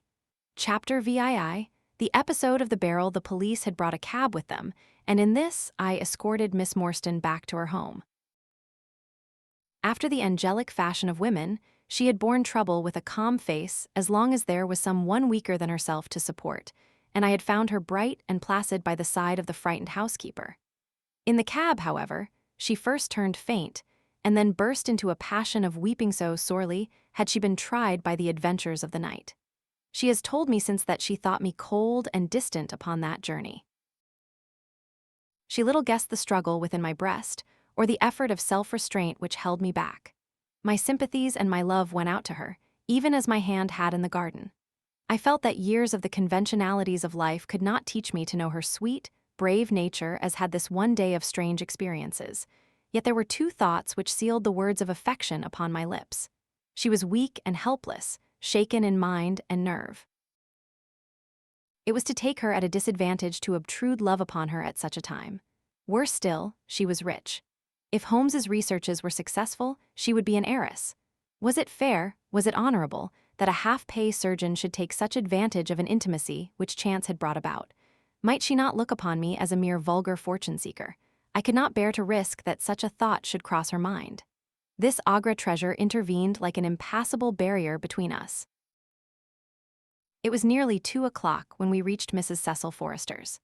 The servants had retired hours ago, but Mrs. Forrester had been so interested by the strange message which Miss Morstan had received that she had sat up in the hope of her return. She opened the door herself, a middle-aged, graceful woman, and it gave me joy to see how tenderly her arm stole round the other's waist and how motherly was the voice in which she greeted her. She was clearly no mere paid dependent, but an honored friend. I was introduced, and Mrs. Forrester earnestly begged me to step in and tell her our adventures. I explained, however, the importance of my errand and promised faithfully to call and report any progress which we might make with the case. As we drove away, I stole a glance back, and I still seemed to see that little group on the step, the 2 graceful, clinging figures, the half-open door, the hall light shining through stained glass, the barometer, and the bright stair rods. It was soothing to catch even that passing glimpse of a tranquil English home in the midst of the wild, dark business which had absorbed us. And the more I thought of what had happened, the wilder and darker it grew. I reviewed the whole extraordinary sequence of events as I rattled on through the silent, gas-lit streets. There was the original problem. That at least was pretty clear now. The death of Captain Morstan, the sending of the pearls, the advertisement, the letter we had light upon all those events. They had only led us, however, to a deeper and far more tragic mystery. The Indian treasure, the curious plan found among Morstan's baggage, the strange scene at Major Sholto's death, the rediscovery of the treasure immediately followed by the murder of the discoverer. The very singular accompaniments to the crime, the footsteps, the remarkable weapons, the words upon the card, corresponding with those upon Captain Morstan's chart here, was indeed a labyrinth in which a man less singularly endowed than my fellow lodger might well despair of ever finding the clue. Pinchin Lane was a row of shabby two-storied brick houses in the lower quarter of Lambeth. I had to knock for some time at number 3 before I could make my impression. At last, however, there was the glint of a candle behind the blind, and a face looked out at the upper window. "Go on, you drunken vagabond," said the face. "If you kick up any more row, I'll open the kennels and let out 43 dogs upon you. If you'll let one out, it's just what I have come for," said I. "Go on," yelled the voice. "So help me gracious, I have a wiper in the bag, and I'll drop it on your eat if you don't hook it." "But I want a dog," I cried. "I won't be argued with," shouted Mr. Sherman. "Now stand clear, for when I say 3, down goes the wiper." "Mr. Sherlock Holmes," I began, but the words had a most magical effect, for the window instantly slammed down, and within a minute the door was unbarred and open. Mr. Sherman was a lanky, lean old man, with stooping shoulders, a stringy neck, and blue-tinted glasses. "A friend of Mr. Sherlock is always welcome," said he. "Step in, sir. Keep clear of the badger, for he bites. Ah, naughty, naughty, would you take a nip at the gentleman?" This to a stoat which thrust its wicked head and red eyes between the bars of its cage. "Don't mind that, sir. It's only a slow worm. It hain't got no fangs, so I gives it the run o' the room, for it keeps the bettles down. You must not mind my bane just a little short why you at first, for I'm guyed at by the children, and there's many a one just comes down this lane to knock me up. What was it that Mr. Sherlock Holmes wanted, sir?" "He wanted a dog of yours." "Ah, that would be Toby." "Yes, Toby was the name. Toby lives at number 7 on the left here." He moved slowly forward with his candle among the queer animal family which he had gathered round him. In the uncertain, shadowy light I could see dimly that there were glancing, glimmering eyes peeping down at us from every cranny and corner. Even the rafters above our heads were lined by solemn fowls, who lazily shifted their weight from one leg to the other as our voices disturbed their slumbers. Toby proved to an ugly, long-haired, lop-eared creature, half spaniel and half lurcher, brown and white in color, with a very clumsy, waddling gait. It accepted after some hesitation a lump of sugar which the old naturalist handed to me, and, having thus sealed an alliance, it followed me to the cab and made no difficulties about accompanying me. It had just struck 3 on the palace clock when I found myself back once more at Pondicherry Lodge. The ex-prize-fighter McMurdo had, I found, been arrested as an accessory, and both he and Mr. Sholto had been marched off to the station. 2 constables guarded the narrow gate, but they allowed me to pass with the dog on my mentioning the detective's name. Holmes was standing on the doorstep, with his hands in his pockets, smoking his pipe. "Ah, you have him there," said he. "Good dog, then. Athelney Jones has gone. We have had an immense display of energy since you left. He has arrested not only friend Thaddeus, but the gatekeeper, the housekeeper, and the Indian servant. We have the place to ourselves, but for a sergeant upstairs. Leave the dog here and come up." We tied Toby to the hall table and reascended the stairs. The room was as we had left it, save that a sheet had been draped over the central figure. A weary-looking police sergeant reclined in the corner. "Lend me your bull's-eye, sergeant," said my companion. "Now tie this bit of card round my neck so as to hang it in front of me. Thank you. Now I must kick off my boots and stockings. Just you carry them down with you, Watson. I am going to do a little climbing. And dip my handkerchief into the creosote.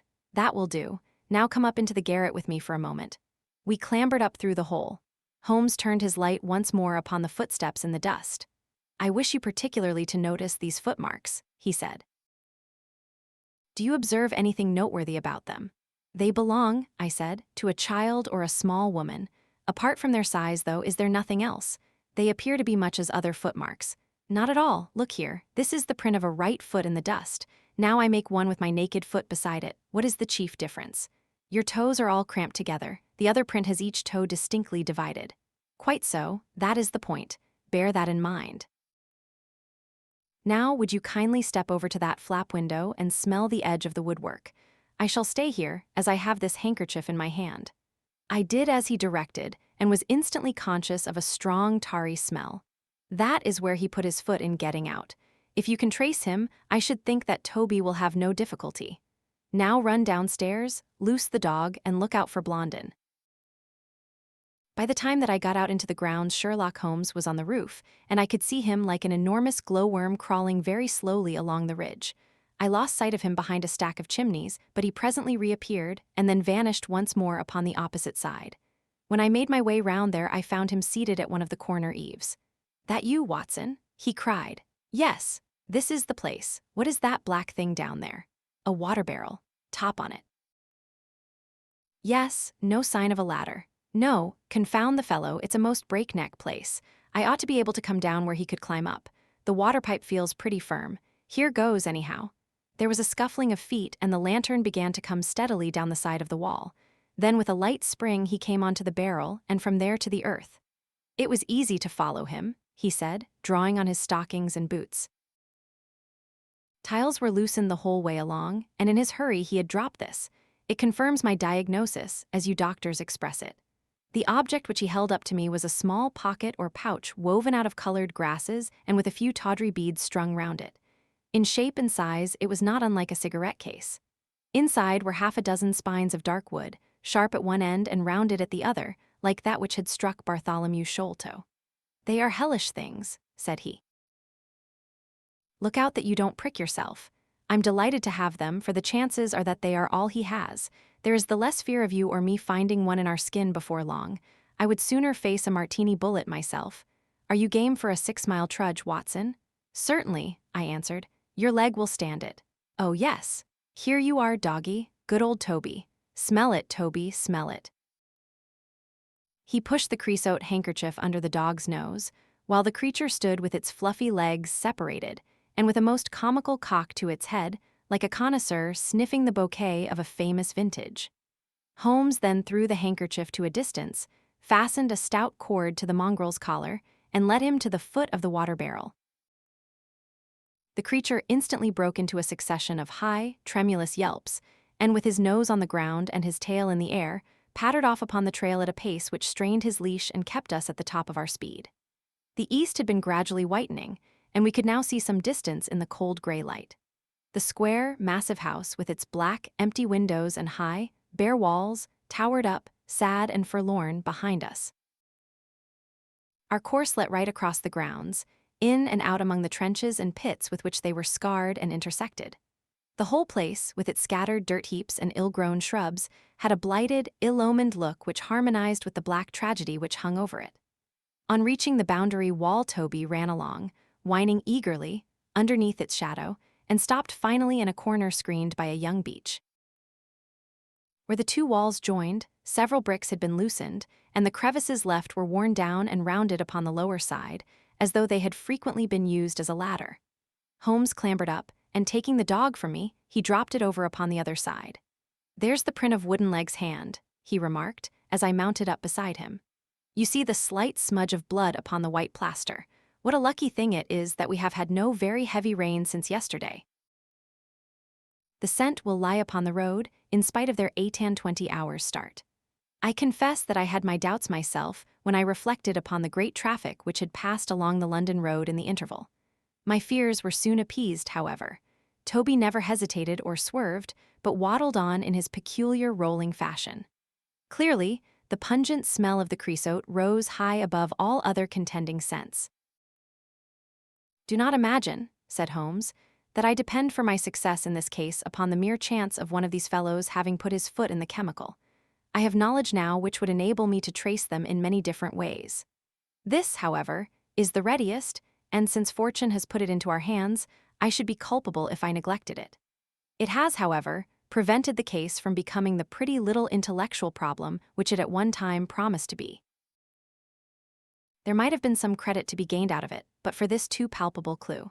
There is credit and to spare, said I assure you, Holmes, that I marvel at the means by which you obtain your results in this case, even more than I did in the Jefferson Hope murder. The thing seems to me to be deeper and more inexplicable. How, for example, could you describe with such confidence the wooden-legged man? Pshaw, my dear boy, it was simplicity itself. I don't wish to be theatrical. It is all patent and above board. Two officers who are in command of a convict guard learn an important secret as to buried treasure. A map is drawn for them by an Englishman named Jonathan Small. You remember that we saw the name upon the chart in Captain Morstan's possession. He had signed it in behalf of himself and his associates the sign of the four, as he somewhat dramatically called it. Aided by this chart, the officers, or one of them, gets the treasure and brings it to England, leaving, we will suppose, some condition under which he received it unfulfilled. Now then, why did not Jonathan Small get the treasure himself? The answer is obvious. The chart is dated at a time when Morstan was brought into close association with convicts. Jonathan Small did not get the treasure because he and his associates were themselves convicts and could not get away. But that is mere speculation, said I. It is more than that. It is the only hypothesis which covers the facts. Let us see how it fits in with the sequel. Major Sholto remains at peace for some years, happy in the possession of his treasure. Then he receives a letter from India which gives him a great fright. What was that? A letter to say that the men whom he had wronged had been set free, or had escaped. That is much more likely, for he would have known what their term of imprisonment was. It would not have been a surprise to him. What does he do then? He guards himself against a wooden-legged white man, mark you, for he mistakes a white tradesman for him and actually fires a pistol at him. Now, only one white man's name is on the chart. The others are Hindus or Mohammedans. There is no other white man. Therefore, we may say with confidence that the wooden-legged man is identical with Jonathan Small. Does the reasoning strike you as being faulty? No, it is clear and concise. Well now, let us put ourselves in the place of Jonathan Small. Let us look at it from his point of view. He comes to England with the double idea of regaining what he would consider to be his rights and of having his revenge upon the man who had wronged him. He found out where Sholto lived, and very possibly he established communications with someone inside the house. There is this butler, Lowrow, whom we have not seen. Mrs. Burnstone gives him far from a good character. Small could not find out, however, where the treasure was hid, for no one ever knew, save the major and one faithful servant who had died. Suddenly, Small learns that the major is on his deathbed. In a frenzy lest the secret of the treasure die with him, he runs the gauntlet of the guards, makes his way to the dying man's window, and is only deterred from entering by the presence of his two sons. Mad with hate, however, against the dead man, he enters the room that night, searches his private papers in the hope of discovering some memorandum relating to the treasure, and finally leaves a memento of his visit in the short inscription upon the card. He had doubtless planned beforehand that should he slay the major he would leave some such record upon the body as a sign that it was not a common murder, but, from the point of view of the four associates, something in the nature of an act of justice. Whimsical and bizarre conceits of this kind are common enough in the annals of crime, and usually afford valuable indications as to the criminal. Do you follow all this? Very clearly. Now, what could Jonathan Small do? He could only continue to keep a secret watch upon the efforts made to find the treasure. Possibly he leaves England and only comes back at intervals. Then comes the discovery of the garret, and he is instantly informed of it. We again trace the presence of some confederate in the household. Jonathan, with his wooden leg, is utterly unable to reach the lofty room of Bartholomew Sholto. He takes with him, however, a rather curious associate who gets over this difficulty but dips his naked foot into creosote, whence come Toby, and a 6-mile limp for a half-pay officer with a damaged tendo Achilles. But it was the associate and not Jonathan who committed the crime. Quite so, and rather to Jonathan's disgust, to judge by the way the stamped about when he got into the room. He bore no grudge against Bartholomew Sholto and would have preferred if he could have been simply bound and gagged. He did not wish to put his head in a halter. There was no help for it, however. The savage instincts of his companion had broken out, and the poison had done its work. So Jonathan Small left his record, lowered the treasure box to the ground, and followed it himself. That was the train of events as far as I can decipher them. Of course, as to his personal appearance, he must be middle-aged, and must be sunburned after serving his time in such an oven as the Andamans. His height is readily calculated from the length of his stride, and we know that he was bearded. His hairiness was the one point which impressed itself upon Thaddeus Sholto when he saw him at the window. I don't know that there is anything else. The associate. Ah, well, there is no great mystery in that, but you will know all about it soon enough. How sweet the morning air is. See how that one little cloud floats like a pink feather from some gigantic flamingo. Now the red rim of the sun pushes itself over the London cloudbank. It shines on a good many folk, but on none, I dare bet, who are on a stranger errand than you and I. How small we feel with our petty ambitions and strivings in the presence of the great elemental forces of nature. Are you well up in your Jean Paul? Fairly so. I worked back to him through Carlyle. That was like following the brook to the parent lake. He makes one curious but profound remark. It is that the chief proof of man's real greatness lies in his perception of his own smallness. It argues, you see, a power of comparison and of appreciation which is in itself a proof of nobility. There is much food for thought in Richter. You have not a pistol, have you? I have my stick. It is just possible that we may need something of the sort if we get to their lair. Jonathan, I shall leave to you, but if the other turns nasty, I shall shoot him dead. He took out his revolver as he spoke, and, having loaded 2 of the chambers, he put it back into the right-hand pocket of his jacket. We had during this time been following the guidance of Toby down the half-rural villa-lined roads which lead to the metropolis. Now, however, we were beginning to come among continuous streets, where laborers and dockmen were already astir, and slatternly women were taking down shutters and brushing doorsteps. At the square-topped corner public houses business was just beginning, and rough-looking men were emerging, rubbing their sleeves across their beards after their morning wet. Strange dogs sauntered up and stared wonderingly at us as we passed, but our inimitable Toby looked neither to the right nor to the left, but trotted onwards with his nose to the ground and an occasional eager whine which spoke of a hot scent. We had traversed Streatham, Brixton, Camberwell, and now found ourselves in Kennington Lane, having borne away through the side streets to the east of the Oval. The men whom we pursued seemed to have taken a curiously zigzag road, with the idea probably of escaping observation. They had never kept to the main road if a parallel side street would serve their turn. At the foot of Kennington Lane, they had edged away to the left through Bond Street and Miles Street. Where the latter street turns into Knight's Place, Toby ceased to advance but began to run backwards and forwards with one ear cocked and the other drooping, the very picture of canine indecision. Then he waddled round in circles, looking up to us from time to time, as if to ask for sympathy in his embarrassment. "What the deuce is the matter with the dog?" growled Holmes. "They surely would not take a cab or go off in a balloon." "Perhaps they stood here for some time," I suggested. "Ah. It's all right, he's off again," said my companion in a tone of relief. He was indeed off, for after sniffing round again he suddenly made up his mind, and darted away with an energy and determination such as he had not yet shown. The scent appeared to be much hotter than before, for he had not even to put his nose on the ground, but tugged at his leash and tried to break into a run. I could see by the gleam in Holmes's eyes that he thought we were nearing the end of our journey. Our course now ran down 9 Elms until we came to Broderick and Nelson's large timber yard, just past the White Eagle Tavern. Here the dog, frantic with excitement, turned down through the side gate into the enclosure, where the sawyers were already at work. On the dog raced through sawdust and shavings, down an alley, round a passage, between 2 woodpiles, and finally, with a triumphant yelp, sprang upon a large barrel which still stood upon the hand trolley on which it had been brought.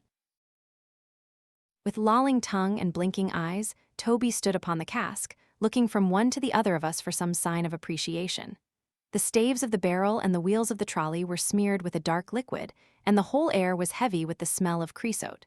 Sherlock Holmes and I looked blankly at each other, and then burst simultaneously into an uncontrollable fit of laughter. Chapter VIII. The Baker Street Irregulars, what now? I asked. Toby has lost his character for infallibility. He acted according to his lights, said Holmes, lifting him down from the barrel and walking him out of the timber yard. If you consider how much creosote is carted about London in one day, it is no great wonder that our trail should have been crossed. It is much used now, especially for the seasoning of wood. Poor Toby is not to blame. We must get on the main scent again, I suppose. Yes, and fortunately we have no distance to go. Evidently what puzzled the dog at the corner of Knight's Place was that there were 2 different trails running in opposite directions. We took the wrong one. It only remains to follow the other. There was no difficulty about this. On leading Toby to the place where he had committed his fault, he cast about in a wide circle and finally dashed off in a fresh direction. We must take care that he does not now bring us to the place where the creosote barrel came from, I observed. I had thought of that, but you notice that he keeps on the pavement, whereas the barrel passed down the roadway. No, we are on the true scent now. It tended down towards the riverside, running through Belmont Place and Prince's Street. At the end of Broad Street, it ran right down to the water's edge, where there was a small wooden wharf. Toby led us to the very edge of this, and there stood whining, looking out on the dark current beyond. We are out of luck, said Holmes. They have taken to a boat here. Several small punts and skiffs were lying about in the water and on the edge of the wharf. We took Toby round to each in turn, but though he sniffed earnestly, he made no sign. Close to the rude landing stage was a small brick house, with a wooden placard slung out through the second window. Mordecai Smith was printed across it in large letters, and underneath, boats to hire by the hour or day. A second inscription above the door informed us that a steam launch was kept, a statement which was confirmed by a great pile of coke upon the jetty. Sherlock Holmes looked slowly round, and his face assumed an ominous expression. "This looks bad," said he. "These fellows are sharper than I expected. They seem to have covered their tracks. There has, I fear, been preconcerted management here."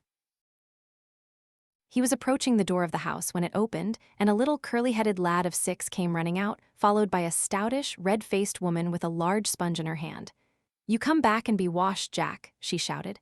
"Come back, you young imp, for if your father comes home and finds you like that, he'll let us hear of it." "Dear little chap," said Holmes strategically. "What a rosy-cheeked young rascal. Now, Jack, is there anything you would like?" The youth pondered for a moment. "I'd like a shillin'," said he. "Nothing you would like better." "I'd like 2 shillin' better," the prodigy answered after some thought. "Here you are then. Catch, a fine child, Mrs. Smith. Lor bless you, sir, he is that and forward.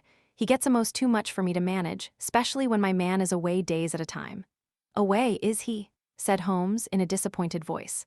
"I am sorry for that, for I wanted to speak to Mr. Smith." "He's been away since yesterday mornin', sir, and truth to tell, I am beginnin' to feel frightened about him. But if it was about a boat, sir, maybe I could serve as well. I wanted to hire his steam launch." "Why, bless you, sir, it is in the steam launch that he has gone. That's what puzzles me, for I know there ain't more coals in her than would take her to about Woolwich and back." If he'd been away in the barge, I'd thought nothin', for many a time a job has taken him as far as Gravesend, and then if there was much doin' there, he might stayed over. But what good is a steam launch without coals? He might have bought some at a wharf down the river. He might, sir, but it weren't his way. Many a time I've heard him call out at the prices they charge for a few odd bags. Besides, I don't like that wooden-legged man. Why, his ugly face and outlandish talk. What did he want always knockin' about here for? A wooden-legged man, said Holmes with bland surprise. "Yes, sir, a brown, monkey-faced chap that's called more'n once for my old man. It was him that roused him up yesternight, and what's more, my man knew he was common, for he had steam up in the launch. I tell you straight, sir, I don't feel easy in my mind about it." "But my dear Mrs. Smith," said Holmes, shrugging his shoulders, "you are frightening yourself about nothing. How could you possibly tell that it was the wooden-legged man who came in the night? I don't quite understand how you can be so sure." "His voice, sir. I knew his voice, which is thick and foggy. He tapped at the winder about 3 it would be. 'Show a leg, matey,' says he. 'Time to turn out guard.' My old man woke up Jim, that's my eldest, and away they went, without so much as a word to me. I could hear the wooden leg clackin' on the stones." "And was this wooden-legged man alone?" "Couldn't say, I am sure, sir. I didn't hear no one else." "I am sorry, Mrs. Smith, for I wanted a steam launch, and I have heard good reports of the, let me see, what is her name?" "The Aurora, sir." "Ah, she's not that old green launch with a yellow line very broad in the beam." "No, indeed, she's as trim a little thing as any on the river. She's been fresh painted, black with 2 red streaks." "Thanks. I hope that you will hear soon from Mr. Smith." "I am going down the river, and if I should see anything of the Aurora, I shall let him know that you are uneasy." "A black funnel, you say?" "No, sir, black with a white band." "Ah, of course. It was the sides which were black. Good morning, Mrs. Smith. There is a boatman here with a wherry, Watson. We shall take it and cross the river." "The main thing with people of that sort," said Holmes, as we sat in the sheets of the wherry, "is never to let them think that their information can be of the slightest importance to you. If you do, they will instantly shut up like an oyster. If you listen to them under protest, as it were, you are very likely to get what you want. Our course now seems pretty clear, said I. What would you do then? I would engage a launch and go down the river on the track of the Aurora. My dear fellow, it would be a colossal task. She may have touched at any wharf on either side of the stream between here and Greenwich. Below the bridge there is a perfect labyrinth of landing places for miles. It would take you days and days to exhaust them if you set about it alone. Employ the police, then? No, I shall probably call Athelney Jones in at the last moment. He is not a bad fellow, and I should not like to do anything which would injure him professionally. But I have a fancy for working it out myself, now that we have gone so far. Could we advertise, then, asking for information from wharfingers? Worse and worse. Our men would know that the chase was hot at their heels, and they would be off out of the country. As it is, they are likely enough to leave, but as long as they think they are perfectly safe, they will be in no hurry. Jones's energy will be of use to us there, for his view of the case is sure to push itself into the daily press, and the runaways will think that everyone is off on the wrong scent. What are we to do, then? I asked as we landed near Millbank Penitentiary. Take this hansom, drive home, have some breakfast, and get an hour's sleep. It is quite on the cards that we may be afoot tonight again. Stop at a telegraph office, cabby. We will keep Toby, for he may be of use to us yet. We pulled up at the Great Peter Street post office, and Holmes dispatched his wire. Whom do you think that is to? He asked as we resumed our journey. I am sure I don't know. You remember the Baker Street division of the detective police force whom I employed in the Jefferson Hope case. Well, said I, laughing, this is just the case where they might be invaluable. If they fail, I have other resources, but I shall try them first. That wire was to my dirty little lieutenant, Wiggins, and I expect that he and his gang will be with us before we have finished our breakfast. It was between 8 and 9 o'clock now, and I was conscious of a strong reaction after the successive excitements of the night. I was limp and weary, befogged in mind and fatigued in body. I had not the professional enthusiasm which carried my companion on, nor could I look at the matter as a mere abstract intellectual problem. As far as the death of Bartholomew Sholto went, I had heard little good of him, and could feel no intense antipathy to his murderers. The treasure, however, was a different matter. That, or part of it, belonged rightfully to Miss Morstan. While there was a chance of recovering it, I was ready to devote my life to the one object. True, if I found it, it would probably put her forever beyond my reach. Yet it would be a petty and selfish love which would be influenced by such a thought as that. If Holmes could work to find the criminals, I had a tenfold stronger reason to urge me on to find the treasure. A bath at Baker Street and a complete change freshened me up wonderfully. When I came down to our room, I found the breakfast laid and Holmes pouring out the coffee. Here it is, said he, laughing and pointing to an open newspaper. The energetic Jones and the ubiquitous reporter have fixed it up between them, but you have had enough of the case. Better have your ham and eggs first. I took the paper from him and read the short notice, which was headed Mysterious Business at Upper Norwood. About 12 o'clock last night, said the Standard, Mr. Bartholomew Sholto, of Pondicherry Lodge, Upper Norwood, was found dead in his room under circumstances which point to foul play. As far as we can learn, no actual traces of violence were found upon Mr. Sholto's person, but a valuable collection of Indian gems which the deceased gentleman had inherited from his father has been carried off. The discovery was first made by Mr. Sherlock Holmes and Dr. Watson, who had called at the house with Mr. Thaddeus Sholto, brother of the deceased. By a singular piece of good fortune, Mr. Athelney Jones, the well-known member of the detective police force, happened to be at the Norwood police station and was on the ground within half an hour of the first alarm. His trained and experienced faculties were at once directed towards the detection of the criminals, with the gratifying result that the brother, Thaddeus Sholto, has already been arrested, together with the housekeeper, Mrs. Burnstone, an Indian butler named Lal Rao, and a porter or gatekeeper named McMurdo. It is quite certain that the thief or thieves were well acquainted with the house, for Mr. Jones's well-known technical knowledge and his powers of minute observation have enabled him to prove conclusively that the miscreants could not have entered by the door or by the window, but must have made their way across the roof of the building, and so through a trapdoor into a room which communicated with that in which the body was found. This fact, which has been very clearly made out, proves conclusively that it was no mere haphazard burglary. The prompt and energetic action of the officers of the law shows the great advantage of the presence, on such occasions, of a single vigorous and masterful mind. We cannot but think that it supplies an argument to those who would wish to see our detectives more decentralized, and so brought into closer and more effective touch with the cases which it is their duty to investigate. "Isn't it gorgeous?" said Holmes, grinning over his coffee cup. "What do you think of it?" "I think that we have had a close shave ourselves of being arrested for the crime." "So do I. I wouldn't answer for our safety now, if he should happen to have another of his attacks of energy." At this moment, there was a loud ring at the bell, and I could hear Mrs. Hudson, our landlady, raising her voice in a wail of expostulation and dismay. "By heaven, Holmes," I said, half rising, "I believe that they are really after us." "No, it's not quite so bad as that. It is the unofficial force the Baker Street irregulars." As he spoke, there came a swift pattering of naked feet upon the stairs, a clatter of high voices, and in rushed a dozen dirty and ragged little street Arabs. There was some show of discipline among them, despite their tumultuous entry, for they instantly drew up in line and stood facing us with expectant faces. One of their number, taller and older than the others, stood forward with an air of lounging superiority which was very funny in such a disreputable little carecrow. "Got your message, sir," said he, and brought him on sharp, 3 bob and a tanner for tickets. "Here you are," said Holmes, producing some silver. "In future they can report to you, Wiggins, and you to me. I cannot have the house invaded in this way. However, it is just as well that you should all hear the instructions. I want to find the whereabouts of a steam launch called the Aurora, owner Mordecai Smith, black with 2 red streaks, funnel black with a white band. She is down the river somewhere.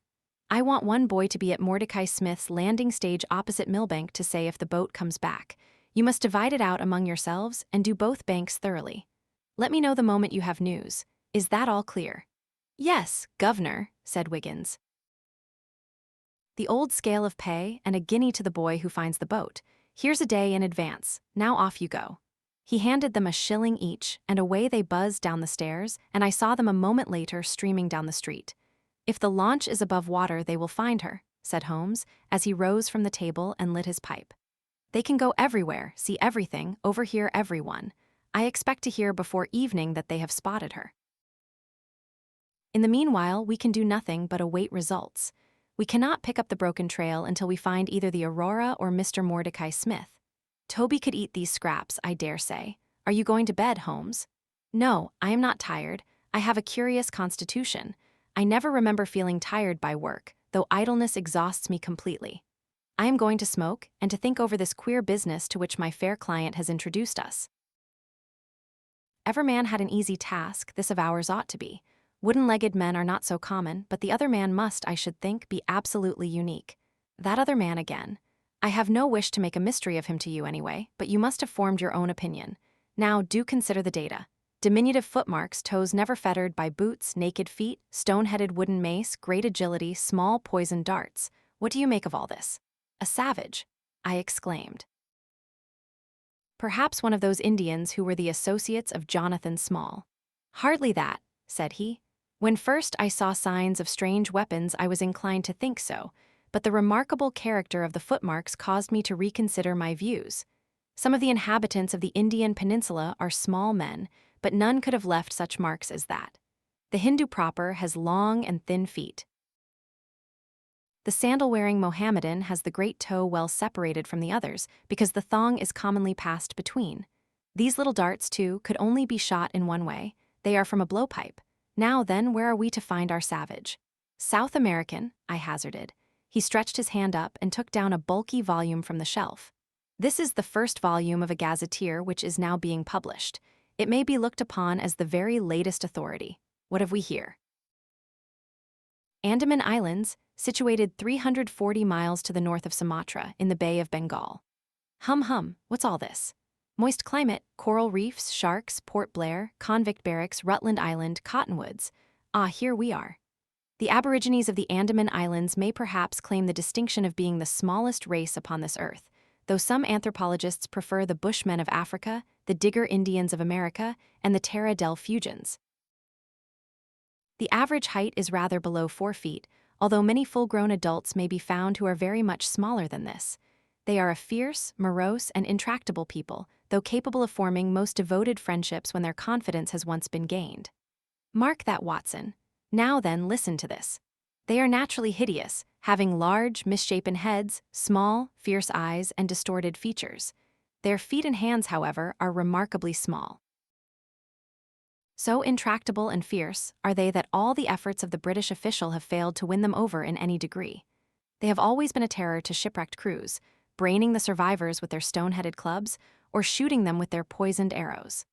These massacres are invariably concluded by a cannibal feast. Nice, amiable people, Watson. If this fellow had been left to his own, unaided, devices, this affair might have taken an even more ghastly turn.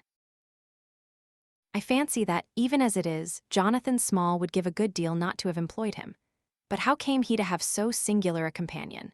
Ah, that is more than I can tell. Since, however, we had already determined that Small had come from the Andamans, it is not so very wonderful that this islander should be with him. No doubt we shall know all about it in time. Look here, Watson, you look regularly done. Lie down there on the sofa and see if I can put you to sleep. He took up his violin from the corner, and as I stretched myself out, he began to play some low, dreamy, melodious air, his own, no doubt, for he had a remarkable gift for improvisation. I have a vague remembrance of his gaunt limbs, his earnest face, and the rise and fall of his bow. Then I seemed to be floated peacefully away upon a soft sea of sound, until I found myself in dreamland, with the sweet face of Mary Morstan looking down upon me. Chapter IX. A break in the chain. It was late in the afternoon before I woke, strengthened and refreshed. Sherlock Holmes still sat exactly as I had left him, save that he had laid aside his violin and was deep in a book. He looked across at me as I stirred, and I noticed that his face was dark and troubled. "You have slept soundly," he said. "I feared that our talk would wake you." "I heard nothing," I answered. "Have you had fresh news, then?" "Unfortunately, no." I confess that I am surprised and disappointed. I expected something definite by this time. Wiggins has just been up to report. He says that no trace can be found of the launch. It is a provoking check, for every hour is of importance. Can I do anything? I am perfectly fresh now and quite ready for another night's outing. No, we can do nothing. We can only wait. If we go ourselves, the message might come in our absence, and delay be caused. You can do what you will, but I must remain on guard. Then I shall run over to Camberwell and call upon Mrs. Cecil Forrester. She asked me to, yesterday. On Mrs. Cecil Forrester? Asked Holmes, with the twinkle of a smile in his eyes. Well, of course, Miss Morstan too. They were anxious to hear what happened. I would not tell them too much, said Holmes. Women are never to be entirely trusted, not the best of them. I did not pause to argue over this atrocious sentiment. I shall be back in an hour or two, I remarked. All right, good luck. But I say, if you are crossing the river, you may as well return Toby, for I don't think it is at all likely that we shall have any use for him now. I took our mongrel accordingly, and left him together with a half-sovereign at the old naturalist's in Pinchin Lane. At Camberwell I found Miss Morstan a little weary after her night's adventures, but very eager to hear the news. Mrs. Forrester, too, was full of curiosity. I told them all that we had done, suppressing, however, the more dreadful parts of the tragedy.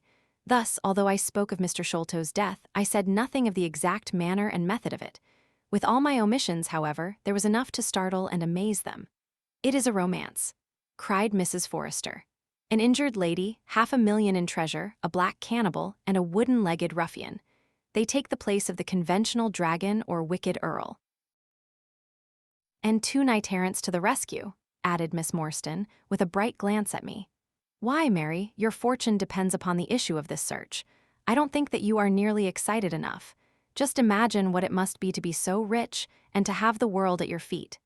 It sent a little thrill of joy to my heart to notice that she showed no sign of elation at the prospect. On the contrary, she gave a toss of her proud head, as though the matter were one in which she took small interest. "It is for Mr. Thaddeus Sholto that I am anxious," she said. "Nothing else is of any consequence, but I think that he has behaved most kindly and honorably throughout. It is our duty to clear him of this dreadful and unfounded charge." It was evening before I left Camberwell, and quite dark by the time I reached home. My companion's book and pipe lay by his chair, but he had disappeared. I looked about in the hope of seeing a note, but there was none. "I suppose that Mr. Sherlock Holmes has gone out," I said to Mrs. Hudson as she came up to lower the blinds.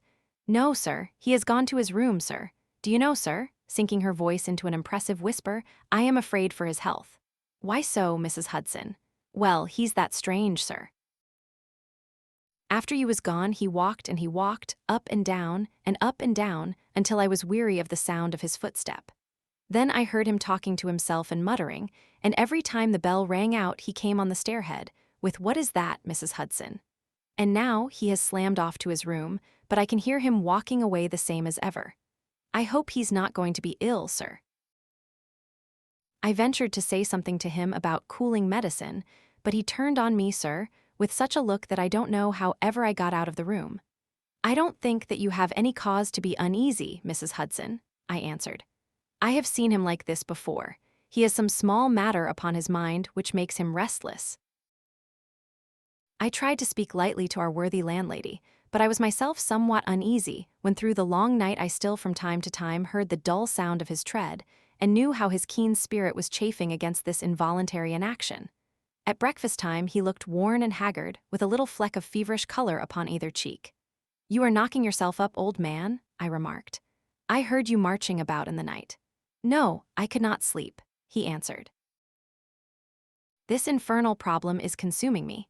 It is too much to be balked by so petty an obstacle when all else had been overcome. I know the men, the launch, everything, and yet I can get no news. I have set other agencies at work and used every means at my disposal. The whole river has been searched on either side, but there is no news, nor has Mrs. Smith heard of her husband. I shall come to the conclusion soon that they have scuttled the craft, but there are objections to that. Or that Mrs. Smith has put us on a wrong scent. No, I think that may be dismissed. I had inquiries made, and there is a launch of that description. Could it have gone up the river? I have considered that possibility too, and there is a search party who will work up as far as Richmond. If no news comes today, I shall start off myself tomorrow and go for the men rather than the boat. But surely, we shall hear something. We did not, however. Not a word came to us either from Wiggins or from the other agencies. There were articles in most of the papers upon the Norwood tragedy. They all appeared to be rather hostile to the unfortunate Thaddeus Sholto. No fresh details were to be found, however, in any of them, save that an inquest was to be held upon the following day. I walked over to Camberwell in the evening to report our ill success to the ladies, and on my return I found Holmes dejected and somewhat morose. He would hardly reply to my questions, and busied himself all evening in an abstruse chemical analysis, which involved much heating of retorts and distilling of vapors, ending at last in a smell which fairly drove me out of the apartment. Up to the small hours of the morning, I could hear the clinking of his test tubes, which told me that he was still engaged in his malodorous experiment. In the early dawn, I woke with a start, and was surprised to find him standing by my bedside, clad in a rude sailor dress with a pea jacket and a coarse red scarf round his neck. "I am off down the river, Watson," said he. "I have been turning it over in my mind, and I can see only one way out of it. It is worth trying, at all events." "Surely I can come with you, then?" Said I, "No, you can be much more useful if you will remain here as my representative. I am loath to go, for it is quite on the cards that some message may come during the day, though Wiggins was despondent about it last night. I want you to open all notes and telegrams, and to act on your own judgment if any news should come. Can I rely upon you?" "Most certainly. I am afraid that you will not be able to wire to me, for I can hardly tell yet where I may find myself. If I am in luck, however, I may not be gone so very long. I shall have news of some sort or other before I get back." I had heard nothing of him by breakfast time. On opening the Standard, however, I found that there was a fresh allusion to the business. "With reference to the Upper Norwood tragedy," it remarked, "we have reason to believe that the matter promises to be even more complex and mysterious than was originally supposed.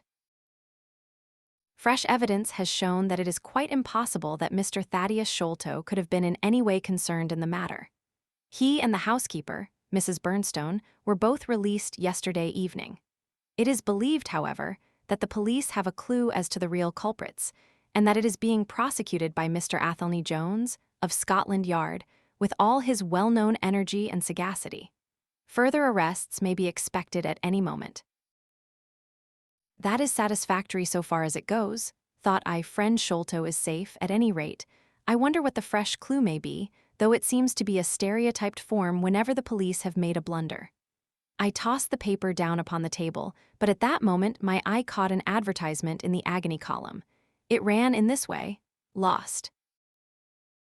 Whereas Mordecai Smith, boatman, and his son Jim left Smith's Wharf at or about 3 o'clock last Tuesday morning in the steam launch Aurora, black with 2 red stripes, funnel black with a white band, the sum of £5 will be paid to anyone who can give information to Mrs. Smith at Smith's Wharf or at 221B Baker Street as to the whereabouts of the said Mordecai Smith and the launch Aurora. This was clearly Holmes's doing. The Baker Street address was enough to prove that. It struck me as rather ingenious, because it might be read by the fugitives without their seeing in it more than the natural anxiety of a wife for her missing husband. It was a long day. Every time that a knock came to the door or a sharp step passed in the street, I imagined that it was either Holmes returning or an answer to his advertisement. I tried to read, but my thoughts would wander off to our strange quest and to the ill-assorted and villainous pair whom we were pursuing.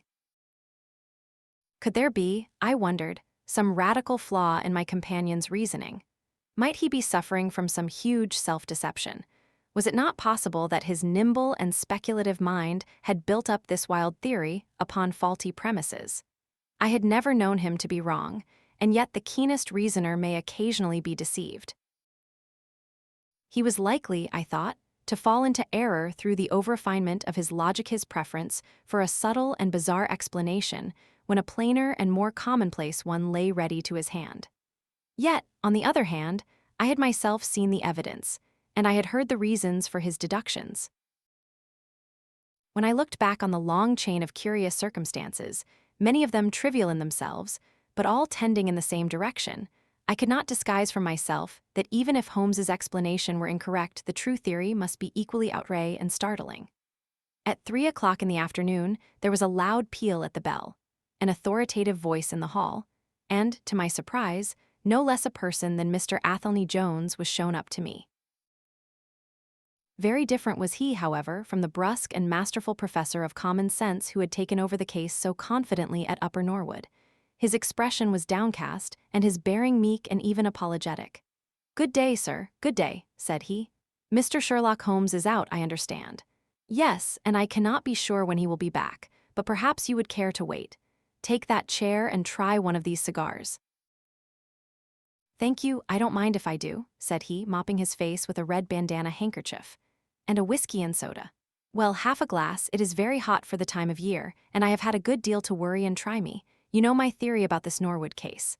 I remember that you expressed one. Well, I have been obliged to reconsider it. I had my net drawn tightly round Mr. Sholto, sir, when pop he went through a hole in the middle of it. He was able to prove an alibi which could not be shaken. From the time that he left his brother's room, he was never out of sight of some one or other, so it could not be he who climbed over roofs and through trapdoors.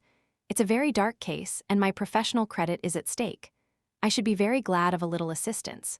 "We all need help sometimes," said I. "Your friend Mr. Sherlock Holmes is a wonderful man, sir," said he, in a husky and confidential voice. "He's a man who is not to be beat. I have known that young man go into a good many cases, but I never saw the case yet that he could not throw a light upon. He is irregular in his methods, and a little quick perhaps in jumping at theories, but on the whole, I think he would have made a most promising officer, and I don't care who knows it. I have had a wire from him this morning, by which I understand that he has got some clue to this Sholto business. Here is the message." He took the telegram out of his pocket and handed it to me. It was dated from Poplar at 12 o'clock. "Go to Baker Street at once," it said. "If I have not returned, wait for me. I am close on the track of the Sholto gang. You can come with us tonight if you want to be in at the finish." "This sounds well. He has evidently picked up the scent again," said I. "Ah, then he has been at fault too," exclaimed Jones, with evident satisfaction. "Even the best of us are thrown off sometimes. Of course this may prove to be a false alarm, but it is my duty as an officer of the law to allow no chance to slip. But there is someone at the door. Perhaps this is he." A heavy step was heard ascending the stair, with a great wheezing and rattling as from a man who was sorely put to it for breath. Once or twice he stopped, as though the climb were too much for him, but at last he made his way to our door and entered. His appearance corresponded to the sounds which we had heard. He was an aged man, clad in seafaring garb, with an old pea jacket buttoned up to his throat. His back was bowed, his knees were shaky, and his breathing was painfully asthmatic. As he leaned upon a thick oaken cudgel, his shoulders heaved in the effort to draw the air into his lungs.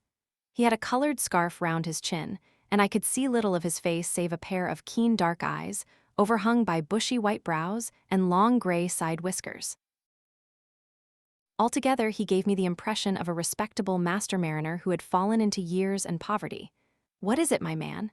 I asked. He looked about him in the slow, methodical fashion of old age. "Is Mr. Sherlock Holmes here?" said he. "No, but I am acting for him. You can tell me any message you have for him." "It was to him himself I was to tell it," said he. "But I tell you that I am acting for him. Was it about Mordecai Smith's boat?" "Yes, I knows well where it is. And I knows where the men he is after are. And I knows where the treasure is, I knows all about it." "Then tell me, and I shall let him know."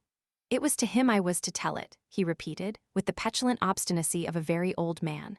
"Well, you must wait for him." No, I ain't going to lose a whole day to please no one. If Mr. Holmes ain't here, then Mr. Holmes must find it all out for himself. I don't care about the look of either of you, and I won't tell a word." He shuffled towards the door, but Athelney Jones got in front of him. "Wait a bit, my friend," said he. "You have important information, and you must not walk off. We shall keep you, whether you like or not, until our friend returns." The old man made a little run towards the door, but as Athelney Jones put his broad back up against it, he recognized the uselessness of resistance. "Pretty sort o' treatment this," he cried, stamping his stick. "I come here to see a gentleman, and you too, who I never saw in my life, seize me and treat me in this fashion." "You will be none the worse," I said. "We shall recompense you for the loss of your time. Sit over here on the sofa, and you will not have long to wait." He came across sullenly enough and seated himself with his face resting on his hands. Jones and I resumed our cigars and our talk. Suddenly, however, Holmes's voice broke in upon us. "I think that you might offer me a cigar too," he said. We both started in our chairs. There was Holmes sitting close to us with an air of quiet amusement. "Holmes," I exclaimed, "you here, but where is the old man?" "Here is the old man," said he, holding out a heap of white hair. "Here he is, wig, whiskers, eyebrows, and all. I thought my disguise was pretty good, but I hardly expected that it would stand that test." "Ah, you rogue," cried Jones, highly delighted. "You would have made an actor, and a rare one. You had the proper workhouse cough, and those weak legs of yours are worth £10 a week. I thought I knew the glint of your eye, though. You didn't get away from us so easily, you see." "I have been working in that get-up all day," said he, lighting his cigar. "You see, a good many of the criminal classes begin to know me especially since our friend here took to publishing some of my cases, so I can only go on the warpath under some simple disguise like this. You got my wire?" "Yes, that was what brought me here. How has your case prospered?" "It has all come to nothing. I have had to release 2 of my prisoners, and there is no evidence against the other 2. "Never mind, we shall give you 2 others in the place of them. But you must put yourself under my orders. You are welcome to all the official credit, but you must act on the line that I point out. Is that agreed?" "Entirely, if you will help me to the men." "Well then, in the first place I shall want a fast police boat, a steam launch, to be at the Westminster Stairs at 7 o'clock. "That is easily managed. There is always one about there, but I can step across the road and telephone to make sure. Then I shall want 2 staunch men in case of resistance. There will be 2 or 3 in the boat. What else? When we secure the men, we shall get the treasure. I think that it would be a pleasure to my friend here to take the box round to the young lady to whom half of it rightfully belongs. Let her be the first to open it. Watson? It would be a great pleasure to me." "Rather an irregular proceeding," said Jones, shaking his head. "However, the whole thing is irregular, and I suppose we must wink at it. The treasure must afterwards be handed over to the authorities until after the official investigation." "Certainly, that is easily managed. One other point. I should much like to have a few details about this matter from the lips of Jonathan Small himself. You know I like to work the detail of my cases out." "There is no objection to my having an unofficial interview with him, either here in my rooms or elsewhere, as long as he is efficiently guarded." "Well, you are master of the situation. I have had no proof yet of the existence of this Jonathan Small. However, if you can catch him, I don't see how I can refuse you an interview with him." "That is understood then. Perfectly. Is there anything else? Only that I insist upon your dining with us. It will be ready in half an hour. I have oysters and a brace of grouse, with something a little choice in white wines. Watson, you have never yet recognized my merits as a housekeeper. Chapter X. The End of the Islander. Our meal was a merry one. Holmes cowed talk exceedingly well when he chose, and that night he did choose. He appeared to be in a state of nervous exaltation. I have never known him so brilliant. He spoke on a quick succession of subjects: on miracle plays, on medieval pottery, on Stradivarius violins, on the Buddhism of Ceylon, and on the warships of the future, handling each as though he had made a special study of it. His bright humor marked the reaction from his black depression of the preceding days. Athelney Jones proved to be a sociable soul in his hours of relaxation, and faced his dinner with the air of a bon vivant. For myself, I felt elated at the thought that we were nearing the end of our task, and I caught something of Holmes's gaiety. None of us alluded during dinner to the cause which had brought us together. When the cloth was cleared, Holmes glanced at this watch and filled up 3 glasses with port. "One bumper," said he, "to the success of our little expedition. And now it is high time we were off. Have you a pistol, Watson?" "I have my old service revolver in my desk." "You had best take it then. It is well to be prepared. I see that the cab is at the door. I ordered it for 6:30. It was a little past 7 before we reached the Westminster Wharf and found our launch awaiting us." Holmes eyed it critically. "Is there anything to mark it as a police boat?" "Yes, that green lamp at the side." "Then take it off." The small change was made, we stepped on board, and the ropes were cast off. Jones, Holmes, and I sat in the stern. There was one man at the rudder, one to tend the engines, and 2 burly police inspectors forward. "Where to?" asked Jones. "To the tower. Tell them to stop opposite Jacobson's yard." Our craft was evidently a very fast one. We shot past the long lines of loaded barges as though they were stationary. Holmes smiled with satisfaction as we overhauled a river steamer and left her behind us. "We ought to be able to catch anything on the river," he said.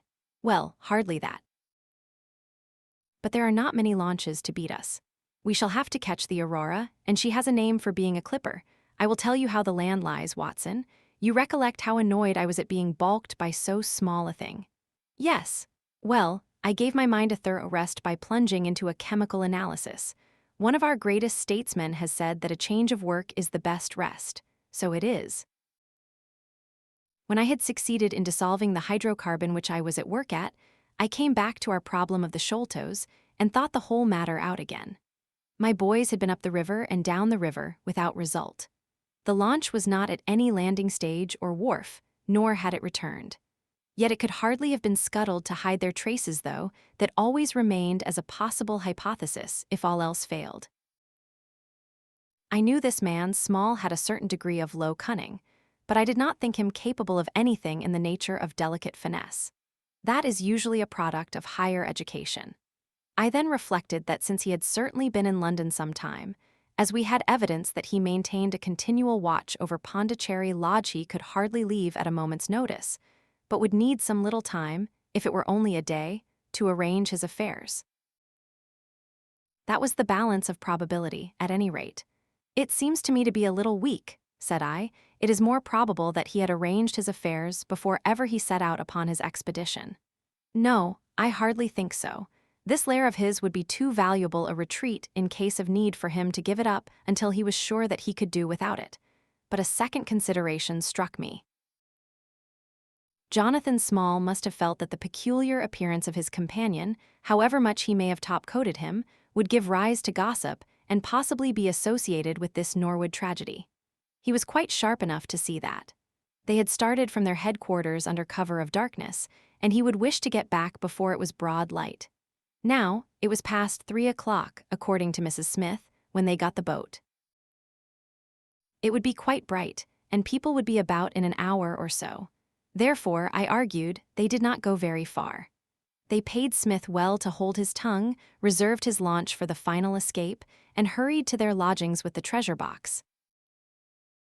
In a couple of nights, when they had time to see what view the papers took, and whether there was any suspicion, they would make their way under cover of darkness to some ship at Gravesend or in the Downs, where no doubt they had already arranged for passages to America or the colonies. But the launch, they could not have taken that to their lodgings.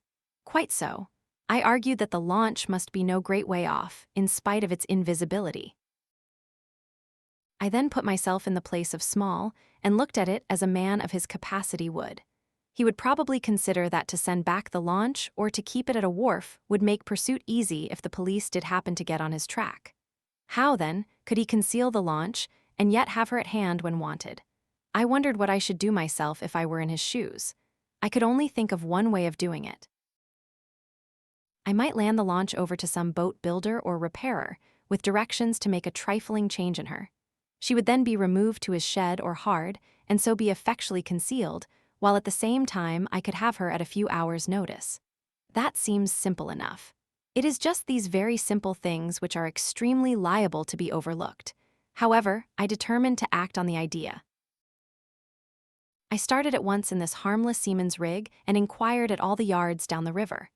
I drew blank at 15, but at the 16th Jacobson's I learned that the Aurora had been handed over to them 2 days ago by a wooden-legged man, with some trivial directions as to her rudder. "There ain't naught amiss with her rudder," said the foreman. "There she lies, with the red streaks." At that moment, who should come down but Mordecai Smith, the missing owner. He was rather the worse for liquor. I should not, of course, have known him, but he bellowed out his name and the name of his launch. "I want her tonight at 8 o'clock, said he. 8 o'clock sharp, mind, for I have 2 gentlemen who won't be kept waiting. They had evidently paid him well, for he was very flush of money, chucking shillings about to the men. I followed him some distance, but he subsided into an alehouse. So I went back to the yard, and happening to pick up one of my boys on the way, I stationed him as a sentry over the launch. He is to stand at water's edge and wave his handkerchief to us when they start. We shall be lying off in the stream, and it will be a strange thing if we do not take men, treasure, and all." "You have planned it all very neatly, whether they are the right men or not," said Jones. "But if the affair were in my hands, I should have had a body of police in Jacobson's yard and arrested them when they came down. Which would have been never. This man Small is a pretty shrewd fellow. He would send a scout on ahead, and if anything made him suspicious, lie snug for another week. But you might have stuck to Mordecai Smith, and so been led to their hiding place," said. "In that case, I should have wasted my day. I think that it is 100 to 1 against Smith knowing where they live. As long as he has liquor and good pay, why should he ask questions? They send him messages what to do. No, I thought over every possible course, and this is the best." While this conversation had been proceeding, we had been shooting the long series of bridges which span the Thames. As we passed the city, the last rays of the sun were gilding the cross upon the summit of St. Paul's. It was twilight before we reached the tower. "That is Jacobson's yard," said Holmes, pointing to a bristle of masts and rigging on the Surrey side. "Cruise gently up and down here under cover of this string of lighters." He took a pair of night glasses from his pocket and gazed some time at the shore. "I see my sentry at his post," he remarked, "but no sign of a handkerchief." "Suppose we go downstream a short way and lie in wait for them," said Jones, eagerly. We were all eager by this time, even the policemen and stokers, who had a very vague idea of what was going forward. "We have no right to take anything for granted," Holmes answered. "It is certainly 10 to 1 that they go downstream, but we cannot be certain. From this point we can see the entrance of the yard, and they can hardly see us. It will be a clear night and plenty of light. We must stay where we are, see how the folks swarm over yonder in the gaslight. They are coming from work in the yard. Dirty-looking rascals, but I suppose every one has some little immortal spark concealed about him. You would not think it to look at them. There is no a priori probability about it. A strange enigma is man. Someone calls him a soul concealed in an animal," I suggested. "Winwood Reade is good upon the subject," said Holmes. "He remarks that, while the individual man is an insoluble puzzle, in the aggregate he becomes a mathematical certainty. You can, for example, never foretell what any one man will do, but you can say with precision what an average number will be up to. Individuals vary, but percentages remain constant, so says the statistician. But do I see a handkerchief? Surely there is a white flutter over yonder." "Yes, it is your boy," I cried. "I can see him plainly." "And there is the Aurora," exclaimed Holmes, "and going like the devil. Full speed ahead, engineer. Make after that launch with the yellow light. By heaven, I shall never forgive myself if she proves to have the heels of us." She had slipped unseen through the yard entrance and passed behind 2 or 3 small craft, so that she had fairly got her speed up before we saw her. Now she was flying down the stream, near into the shore, going at a tremendous rate. Jones looked gravely at her and shook his head. "She is very fast," he said. "I doubt if we shall catch her." "We must catch her," cried Holmes between his teeth. "Heap it on, stokers. Make her do all she can. If we burn the boat, we must have them." We were fairly after her now. The furnaces roared, and the powerful engines whizzed and clanked like a great metallic heart. Her sharp, steep prow cut through the river water and sent 2 rolling waves to right and to left of us. With every throb of the engines, we sprang and quivered like a living thing. One great yellow lantern in our bows threw a long, flickering funnel of light in front of us. Right ahead, a dark blur upon the water showed where the Aurora lay, and the swirl of white foam behind her spoke of the pace at which she was going. We flashed past barges, steamers, merchant vessels, in and out, behind this one and round the other. Voices hailed us out of the darkness, but still the Aurora thundered on, and still we followed close upon her track. "Pilot on, men, pilot on," cried Holmes, looking down into the engine room while the fierce glow from below beat upon his eager, aquiline face. "Get every pound of steam you can." "I think we gain a little," said Jones, with his eyes on the Aurora. "I am sure of it," said I. "We shall be up with her in a very few minutes." At that moment, however, as our evil fate would have it, a tug with 3 barges in tow blundered in between us. It was only by putting our helm hard down that we avoided a collision, and before we could round them and recover our way, the Aurora had gained a good 200 yards. She was still, however, well in view, and the murky, uncertain twilight was setting into a clear, starlit night. Our boilers were strained to their utmost, and the frail shell vibrated and creaked with the fierce energy which was driving us along. We had shot through the Pool, past the West India docks, down the long-dipped Ford Reach, and up again after rounding the Isle of Dogs. The dull blur in front of us resolved itself now clearly enough into the dainty Aurora. Jones turned our searchlight upon her, so that we could plainly see the figures upon her deck. One man sat by the stern, with something black between his knees over which he stooped. Beside him lay a dark mass which looked like a Newfoundland dog. The boy held the tiller, while against the red glare of the furnace I could see old Smith, stripped to the waist, and shoveling coals for dear life. They may have had some doubt at first as to whether we were really pursuing them, but now, as we followed every winding and turning which they took, there could no longer be any question about it.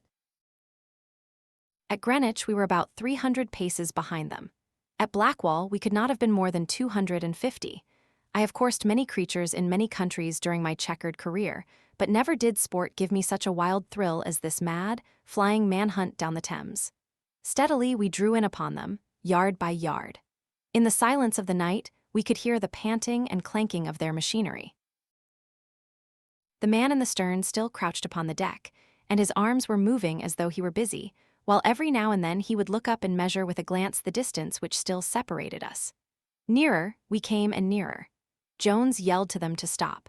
We were not more than 4 boats' lengths behind them, both boats flying at a tremendous pace. It was a clear reach of the river, with Barking Level upon one side and the melancholy Plumstead marshes upon the other. At our hail, the man in the stern sprang up from the deck and shook his 2 clenched fists at us, cursing the while in a high, cracked voice. He was a good-sized, powerful man, and as he stood poising himself with legs astride, I could see that from the thigh downwards there was but a wooden stump upon the right side. At the sound of his strident, angry cries there was movement in the huddled bundle upon the deck.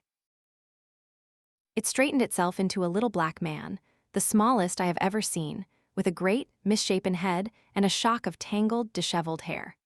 Holmes had already drawn his revolver, and I whipped out mine at the sight of this savage, distorted creature. He was wrapped in some sort of dark ulster or blanket, which left only his face exposed, but that face was enough to give a man a sleepless night. Never have I seen features so deeply marked with all bestiality and cruelty. His small eyes glowed and burned with a somber light, and his thick lips were writhed back from his teeth, which grinned and chattered at us with a half-animal fury. "Fire if he raises his hand," said Holmes, quietly. We were within a boat's length by this time, and almost within touch of our quarry. I can see the 2 of them now as they stood, the white man with his legs far apart, shrieking out curses, and the unhallowed dwarf with his hideous face, and his strong yellow teeth gnashing at us in the light of our lantern. It was well that we had so clear a view of him. Even as we looked, he plucked out from under his covering a short, round piece of wood, like a school ruler, and clapped it to his lips. Our pistols rang out together. He whirled round, threw up his arms, and with a kind of choking cough fell sideways into the stream. I caught one glimpse of his venomous, menacing eyes amid the white swirl of the waters. At the same moment, the wooden-legged man threw himself upon the rudder and put it hard down, so that his boat made straight in for the southern bank, while we shot past her stern, only clearing her by a few feet. We were round after her in an instant, but she was already nearly at the bank. It was a wild and desolate place, where the moon glimmered upon a wide expanse of marshland, with pools of stagnant water and beds of decaying vegetation. The launch with a dull thud ran up upon the mudbank, with her bow in the air and her stern flush with the water. The fugitive sprang out, but his stump instantly sank its whole length into the sodden soil. In vain he struggled and writhed. Not one step could he possibly take either forwards or backwards. He yelled in impotent rage and kicked frantically into the mud with his other foot, but his struggles only bored his wooden pin the deeper into the sticky bank. When we brought our launch alongside, he was so firmly anchored that it was only by throwing the end of a rope over his shoulders that we were able to haul him out, and to drag him, like some evil fish, over our side. The two Smiths, father and son, sat sullenly in their launch, but came aboard meekly enough when commanded. The Aurora herself we hauled off and made fast to our stern. A solid iron chest of Indian workmanship stood upon the deck. This, there could be no question, was the same that had contained the ill-omened treasure of the Sholtos. There was no key, but it was of considerable weight, so we transferred it carefully to our own little cabin. As we steamed slowly upstream again, we flashed our searchlight in every direction, but there was no sign of the islander. Somewhere in the dark ooze at the bottom of the Thames lie the bones of that strange visitor to our shores. "See here," said Holmes, pointing to the wooden hatchway. We were hardly quick enough with our pistols. There, sure enough, just behind where we had been standing, stuck one of those murderous darts which we knew so well. It must have whizzed between us at the instant that we fired. Holmes smiled at it and shrugged his shoulders in his easy fashion, but I confess that it turned me sick to think of the horrible death which had passed so close to us that night. Chapter XI. The great Agra treasure our captive sat in the cabin opposite to the iron box which he had done so much and waited so long to gain. He was a sunburned, reckless-eyed fellow, with a network of lines and wrinkles all over his mahogany features, which told of a hard, open-air life. There was a singular prominence about his bearded chin which marked a man who was not to be easily turned from his purpose.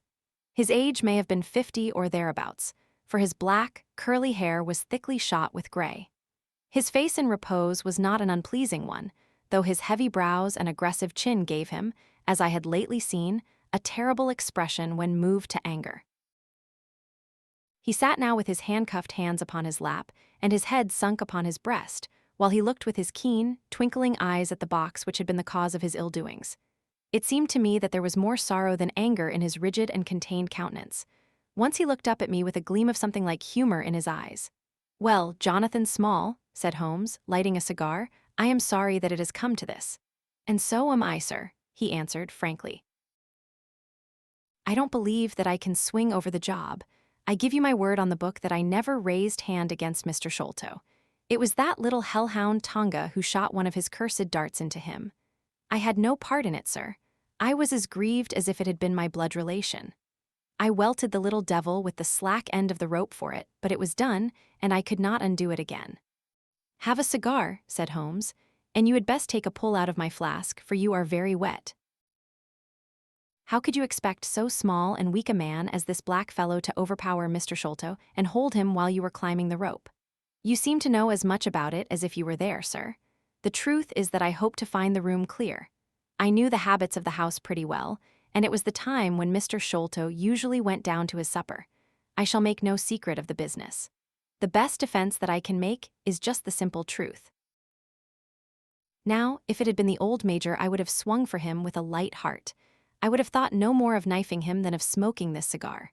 But it's cursed hard that I should be lagged over this young Sholto, with whom I had no quarrel whatever. You are under the charge of Mr. Athelney Jones, of Scotland Yard. He's going to bring you up to my rooms, and I shall ask you for a true account of the matter. You must make a clean breast of it, for if you do I hope that I may be of use to you. I think I can prove that the poison acts so quickly that the man was dead before ever you reached the room." "That he was, sir. I never got such a turn in my life as when I saw him grinning at me with his head on his shoulder as I climbed through the window. It fairly shook me, sir. I'd have half killed Tonga for it if he had not scrambled off." That was how he came to leave his club, and some of his darts too, as he tells me, which I dare say helped to put you on our track, though how you kept on it is more than I can tell. I don't feel no malice against you for it. But it does seem a queer thing," he added, with a bitter smile, "that I who have a fair claim to nigh upon $500,000 of money should spend the first half of my life building a breakwater in the Andamans, and am like to spend the other half digging drains at Dartmoor.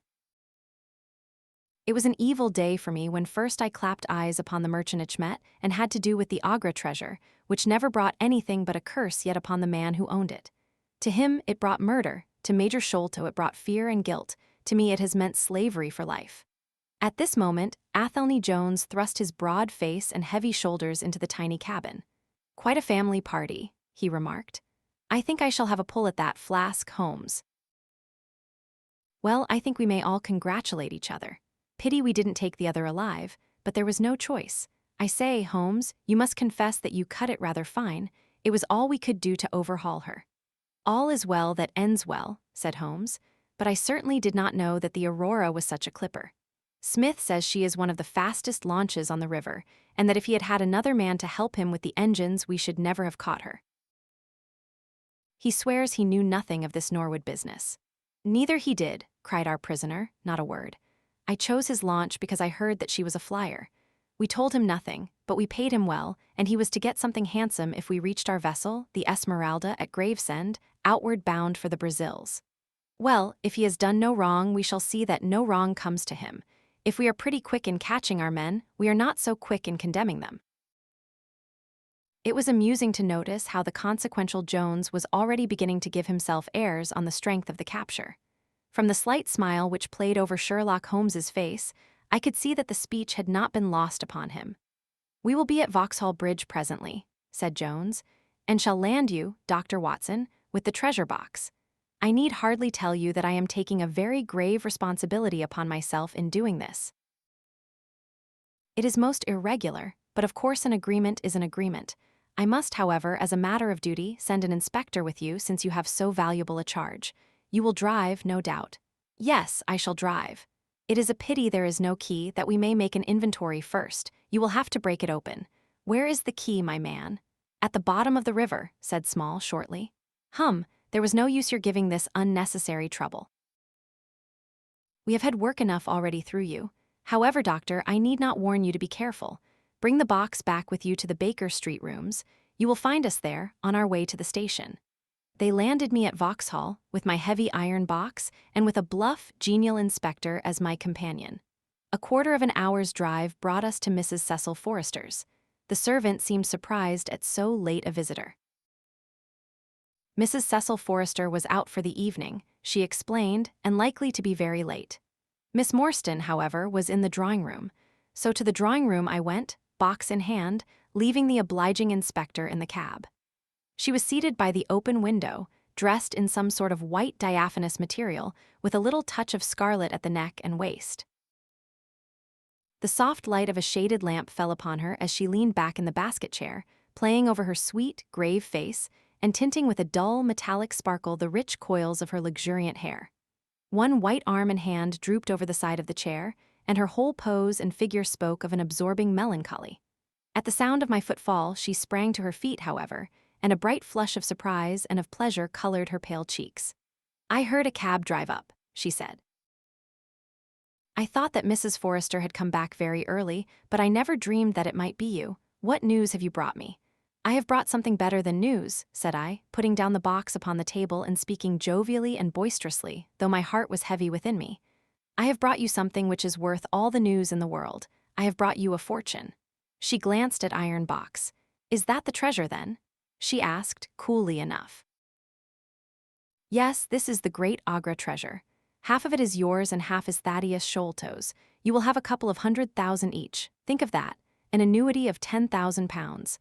There will be few richer young ladies in England. Is it not glorious?" I think that I must have been rather overacting my delight, and that she detected a hollow ring in my congratulations, for I saw her eyebrows rise a little, and she glanced at me curiously. "If I have it," said she, "I owe it to you." "No, no," I answered, "not to me, but to my friend Sherlock Holmes. With all the will in the world, I could never have followed up a clue which has taxed even his analytical genius. As it was, we very nearly lost it at the last moment. Pray sit down and tell me all about it, Dr. Watson," said she. I narrated briefly what had occurred since I had seen her last. Holmes's new method of search, the discovery of the Aurora, the appearance of Athelney Jones, our expedition in the evening, and the wild chase down the Thames. She listened with parted lips and shining eyes to my recital of our adventures. When I spoke of the dart which had so narrowly missed us, she turned so white that I feared that she was about to faint. "It is nothing," she said, as I hastened to pour her out some water. "I am all right again. It was a shock to me to hear that I had placed my friends in such horrible peril."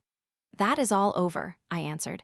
"It was nothing. I will tell you no more gloomy details. Let us turn to something brighter. There is the treasure. What could be brighter than that? I got leave to bring it with me, thinking that it would interest you to be the first to see it." "It would be of the greatest interest to me," she said. There was no eagerness in her voice, however. It had struck her, doubtless, that it might seem ungracious upon her part to be indifferent to a prize which had cost so much to win. "What a pretty box," she said, stooping over it. "This is Indian work, I suppose?" "Yes, it is Benares metal work. And so heavy," she exclaimed, trying to raise it. "The box alone must be of some value. Where is the key?" "Small threw it into the Thames," I answered. "I must borrow Mrs. Forrester's poker." There was in the front a thick and broad hasp, wrought in the image of a sitting Buddha. Under this I thrust the end of the poker and twisted it outward as a lever. The hasp sprang open with a loud snap. With trembling fingers I flung back the lid. We both stood gazing in astonishment. The box was empty. No wonder that it was heavy. The ironwork was 2/3 of an inch thick all round. It was massive, well-made, and solid, like a chest constructed to carry things of great price, but not one shred or crumb of metal or jewelry lay within it. It was absolutely and completely empty. "The treasure is lost," said Miss Morstan calmly. As I listened to the words and realized what they meant, a great shadow seemed to pass from my soul. I did not know how this Agra treasure had weighed me down until now that it was finally removed. It was selfish, no doubt disloyal, wrong, but I could realize nothing save that the golden barrier was gone from between us. "Thank God," I ejaculated from my very heart. She looked at me with a quick, questioning smile. "Why do you say that?" she asked. "Because you are within my reach again," I said, taking her hand. She did not withdraw it. "Because I love you, Mary, as truly as ever a man loved a woman. Because this treasure, these riches, sealed my lips. Now that they are gone, I can tell you how I love you. That is why I said, thank God. Then I say, thank God, too," she whispered as I drew her to my side. Whoever had lost a treasure, I knew that night that I had gained one. Chapter XII.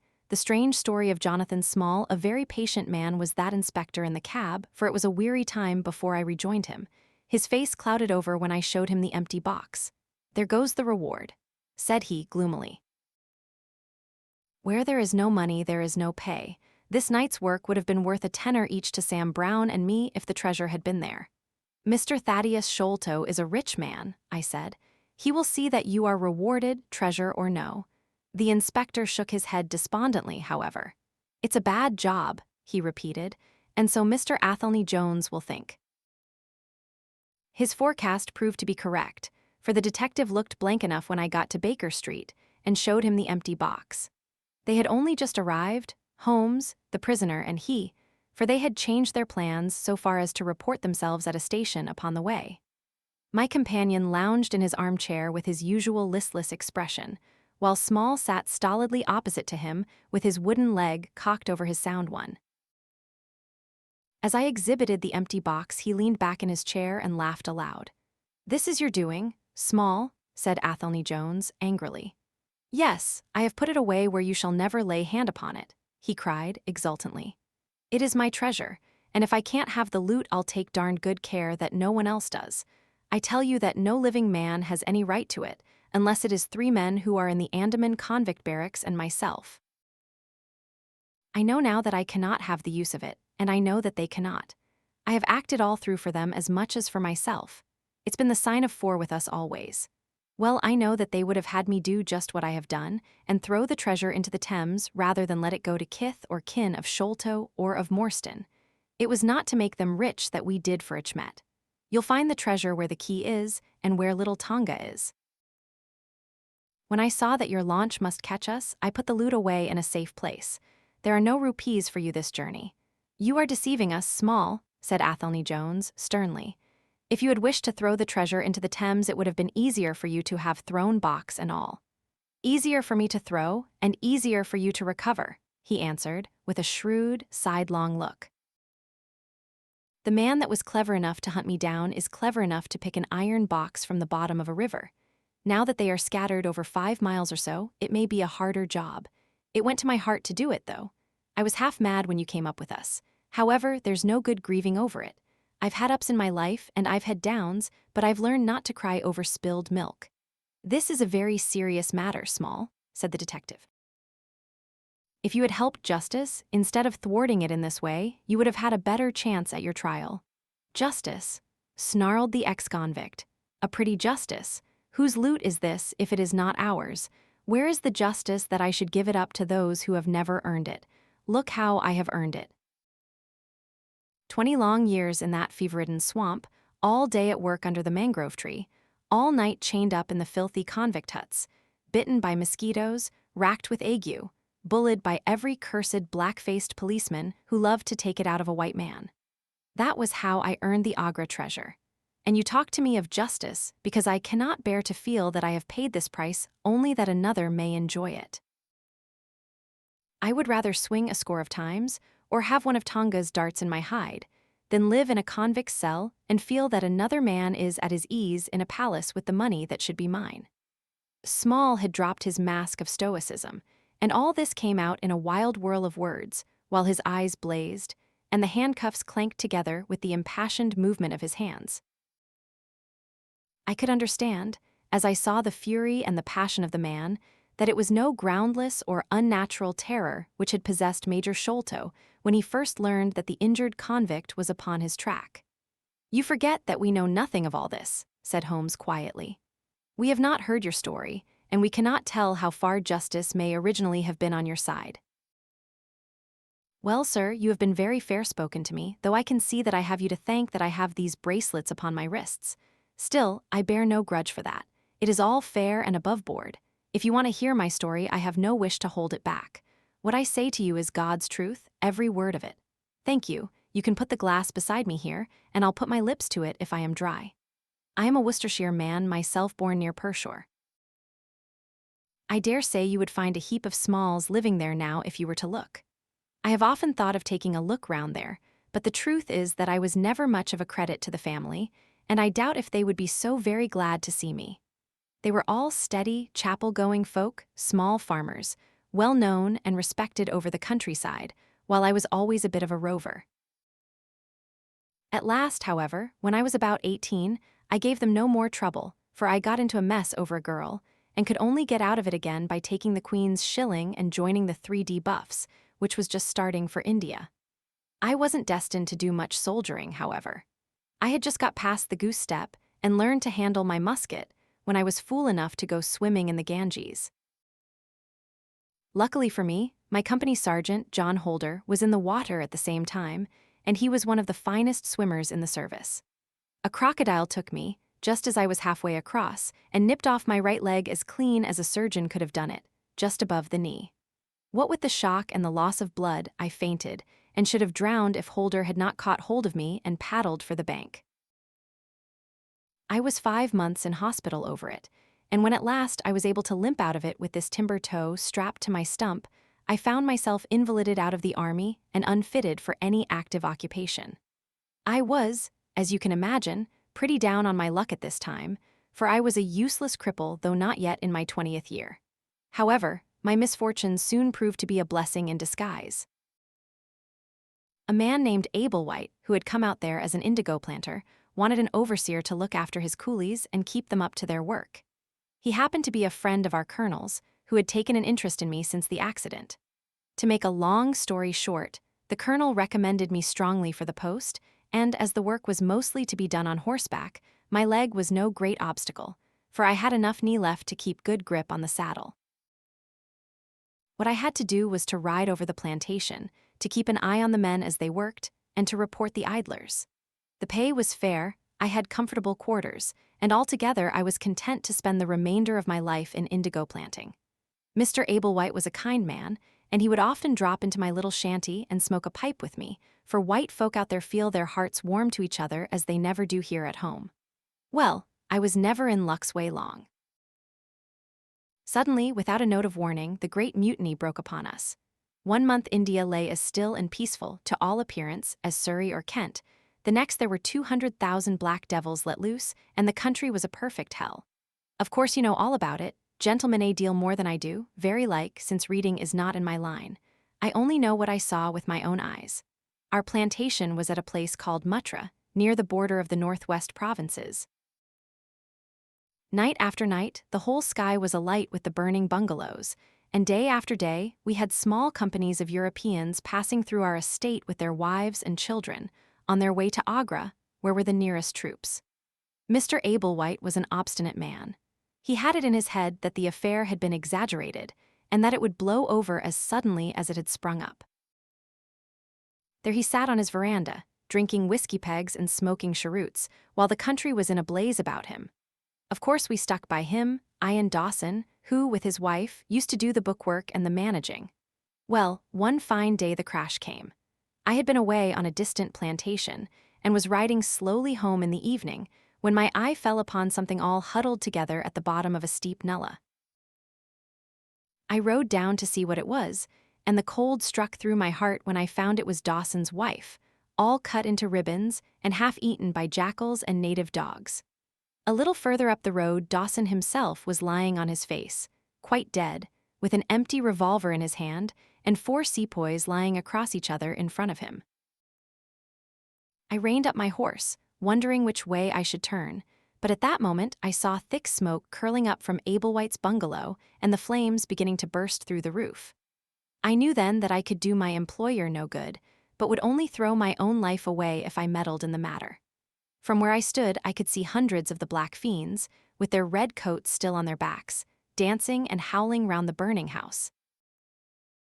Some of them pointed at me, and a couple of bullets sang past my head, so I broke away across the paddy fields and found myself late at night safe within the walls at Agra. As it proved, however, there was no great safety there either. The whole country was up like a swarm of bees. Wherever the English could collect in little bands, they held just the ground that their guns commanded. Everywhere else they were helpless fugitives. It was a fight of the millions against the hundreds, and the cruelest part of it was that these men that we fought against, foot, horse, and gunners, were our own picked troops, whom we had taught and trained, handling our own weapons and blowing our own bugle calls. At Agra there were the 3D Bengal Fusiliers, some Sikhs, 2 troops of horse, and a battery of artillery. A volunteer corps of clerks and merchants had been formed, and this I joined, wooden leg and all. We went out to meet the rebels at Shahgunj early in July, and we beat them back for a time, but our powder gave out, and we had to fall back upon the city. Nothing but the worst news came to us from every side, which is not to be wondered at, for if you look at the map you will see that we were right in the heart of it. Lucknow is rather better than 100 miles to the east, and Kanpur about as far to the south. From every point on the compass, there was nothing but torture and murder and outrage. The city of Agra is a great place, swarming with fanatics and fierce devil worshippers of all sorts. Our handful of men were lost among the narrow, winding streets. Our leader moved across the river, therefore, and took up his position in the old fort at Agra. I don't know if any of you gentlemen have ever read or heard anything of that old fort. It is a very queer place, the queerest that ever I was in, and I have been in some rum corners, too. First of all, it is enormous in size. I should think that the enclosure must be acres and acres. There is a modern part, which took all our garrison, women, children, stores, and everything else, with plenty of room over. But the modern part is nothing like the size of the old quarter, where nobody goes, and which is given over to the scorpions and the centipedes. It is all full of great deserted halls, and winding passages, and long corridors twisting in and out, so that it is easy enough for folk to get lost in it. For this reason, it was seldom that anyone went into it, though now and again a party with torches might go exploring. The river washes along the front of the old fort, and so protects it, but on the sides and behind there are many doors, and these had to be guarded, of course, in the old quarter as well as in that which was actually held by our troops. We were short-handed, with hardly men enough to man the angles of the building and to serve the guns. It was impossible for us, therefore, to station a strong guard at every one of the innumerable gates. What we did was to organize a central guardhouse in the middle of the fort, and to leave each gate under the charge of one white man and 2 or 3 natives. I was selected to take charge during certain hours of the night of a small isolated door upon the southwest side of the building. 2 Sikh troopers were placed under my command, and I was instructed if anything went wrong to fire my musket, when I might rely upon help coming at once from the central guard. As the guard was a good 200 paces away, however, and as the space between was cut up into a labyrinth of passages and corridors, I had great doubts as to whether they could arrive in time to be of any use in case of an actual attack. Well, I was pretty proud at having this small command given me, since I was a raw recruit, and a game-legged one at that. For 2 nights, I kept the watch with my Punjabis. They were tall, fierce-looking chaps, Mahomet Singh and Abdullah Khan by name, both old fighting men who had borne arms against us at Chilianwala. They could talk English pretty well, but I could get little out of them. They preferred to stand together and jabber all night in their queer Sikh lingo. For myself, I used to stand outside the gateway, looking down on the broad, winding river and on the twinkling lights of the great city. The beating of drums, the rattle of tom-toms, and the yells and howls of the rebels, drunk with opium and with bang, were enough to remind us all night of our dangerous neighbors across the stream. Every 2 hours the officer of the night used to come round to all the posts, to make sure that all was well. The 3rd night of my watch was dark and dirty, with a small, driving rain. It was dreary work standing in the gateway hour after hour in such weather. I tried again and again to make my Sikhs talk, but without much success. At 2 in the morning the rounds passed and broke for a moment the weariness of the night. Finding that my companions would not be led into conversation, I took out my pipe and laid down my musket to strike the match. In an instant, the 2 Sikhs were upon me. One of them snatched my firelock up and leveled it at my head, while the other held a great knife to my throat and swore between his teeth that he would plunge it into me if I moved a step. My first thought was that these fellows were in league with the rebels, and that this was the beginning of an assault. If our door were in the hands of the sepoys, the place must fall, and the women and children be treated as they were in Cawnpore.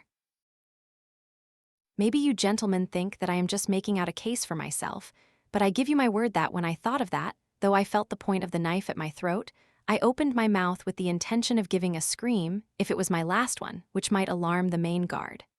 The man who held me seemed to know my thoughts, for, even as I braced myself to it, he whispered, "Don't make a noise. The fort is safe enough. There are no rebel dogs on this side of the river." There was the ring of truth in what he said, and I knew that if I raised my voice I was a dead man. I could read it in the fellow's brown eyes.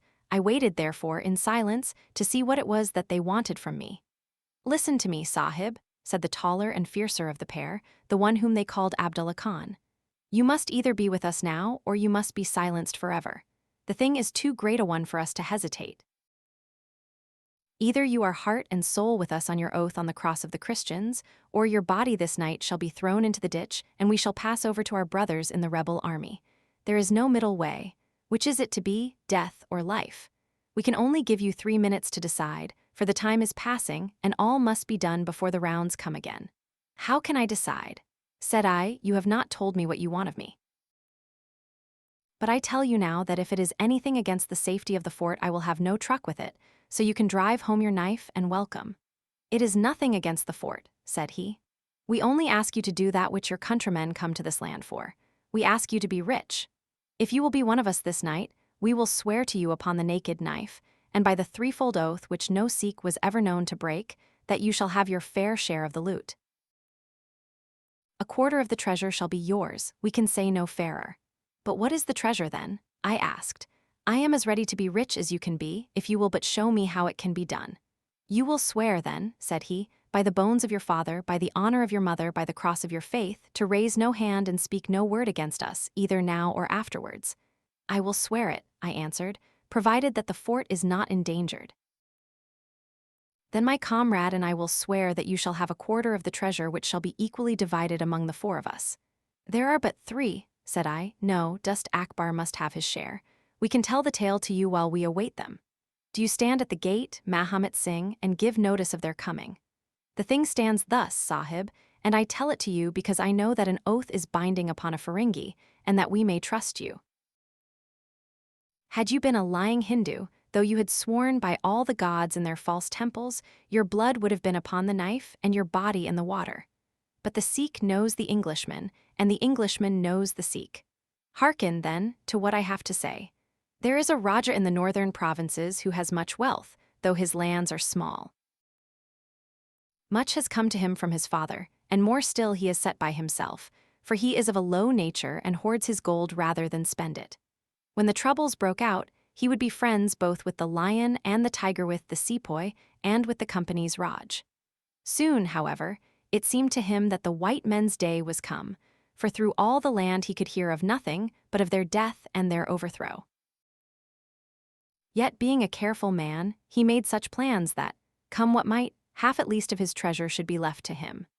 That which was in gold and silver he kept by him in the vaults of his palace, but the most precious stones and the choicest pearls that he put in an iron box, and sent it by a trusty servant who, under the guise of a merchant, should take it to the fort at Agra, there to lie until the land is at peace.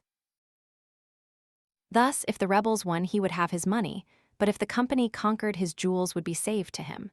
Having thus divided his hoard, he threw himself into the cause of the sepoys, since they were strong upon his borders. By doing this, mark you, Sahib, his property becomes the due of those who have been true to their salt. This pretended merchant, who travels under the name of Achmet, is now in the city of Agra and desires to gain his way into the fort. He has with him as traveling companion my foster brother Dost Akbar, who knows his secret.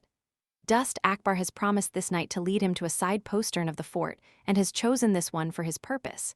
Here he will come presently, and here he will find Mahomet Singh and myself awaiting him. The place is lonely, and none shall know of his coming. The world shall know of the merchant Achmet no more, but the great treasure of the Raja shall be divided among us. What say you to it, Sahib? In Worcestershire, the life of a man seems a great and a sacred thing. But it is very different when there is fire and blood all round you, and you have been used to meeting death at every turn. Whether Achmet the merchant lived or died was a thing as light as air to me, but at the talk about the treasure my heart turned to it, and I thought of what I might do in the old country with it, and how my folk would stare when they saw their ne'er-do-well coming back with his pockets full of gold moidores. I had, therefore, already made up my mind. Abdullah Khan, however, thinking that I hesitated, pressed the matter more closely. "Consider, Sahib," said he, "that if this man is taken by the commandant, he will be hung or shot, and his jewels taken by the government, so that no man will be a rupee the better for them. Now, since we do the taking of him, why should we not do the rest as well? The jewels will be as well with us as in the company's coffers. There will be enough to make every one of us rich men and great chiefs. No one can know about the matter, for here we are cut off from all men. What could be better for the purpose? Say again then, Sahib, whether you are with us, or if we must look upon you as an enemy." "I am with you heart and soul," said I. "It is well," he answered, handing me back my firelock. "You see that we trust you, for your word, like ours, is not to be broken. We have now only to wait for my brother and the merchant. Does your brother know, then, of what you will do?" I asked. "The plan is his. He has devised it. We will go to the gate and share the watch with Mahomet Singh." The rain was still falling steadily, for it was just the beginning of the wet season. Brown, heavy clouds were drifting across the sky, and it was hard to see more than a stone cast. A deep moat lay in front of our door, but the water was in places nearly dried up, and it could easily be crossed. It was strange to me to be standing there with those two wild Punjabis waiting for the man who was coming to his death. Suddenly, my eye caught the glint of a shaded lantern at the other side of the moat. It vanished among the mound heaps and then appeared again, coming slowly in our direction. "Here they are," I exclaimed. "You will challenge him, Sahib, as usual," whispered Abdullah. "Give him no cause for fear. Send us in with him, and we shall do the rest while you stay here on guard. Have the lantern ready to uncover, that we may be sure that it is indeed the man." The light had flickered onwards, now stopping and now advancing, until I could see two dark figures upon the other side of the moat. I let them scramble down the sloping bank, splash through the mire, and climb halfway up to the gate before I challenged them. "Who goes there?" said I in a subdued voice. "Friends," came the answer. I uncovered my lantern and threw a flood of light upon them. The first was an enormous Sikh, with a black beard which swept nearly down to his cummerbund. Outside of a show, I have never seen so tall a man. The other was a little, fat, round fellow, with a great yellow turban and a bundle in his hand, done up in a shawl. He seemed to be all in a quiver with fear, for his hands twitched as if he had the ague, and his head kept turning to left and right with two bright little twinkling eyes, like a mouse when he ventures out from his hole. It gave me the chills to think of killing him, but I thought of the treasure, and my heart set as hard as a flint within me. When he saw my white face, he gave a little chirrup of joy and came running up towards me. "Your protection, Sahib," he panted, "your protection for the unhappy merchant Achmet. I have traveled across Rajputana that I might seek the shelter of the fort at Agra. I have been robbed and beaten and abused because I have been the friend of the company. It is a blessed night this, when I am once more in safety, I and my poor possessions." "What have you in the bundle?" I asked. "An iron box," he answered, "which contains one or two little family matters which are of no value to others, but which I should be sorry to lose.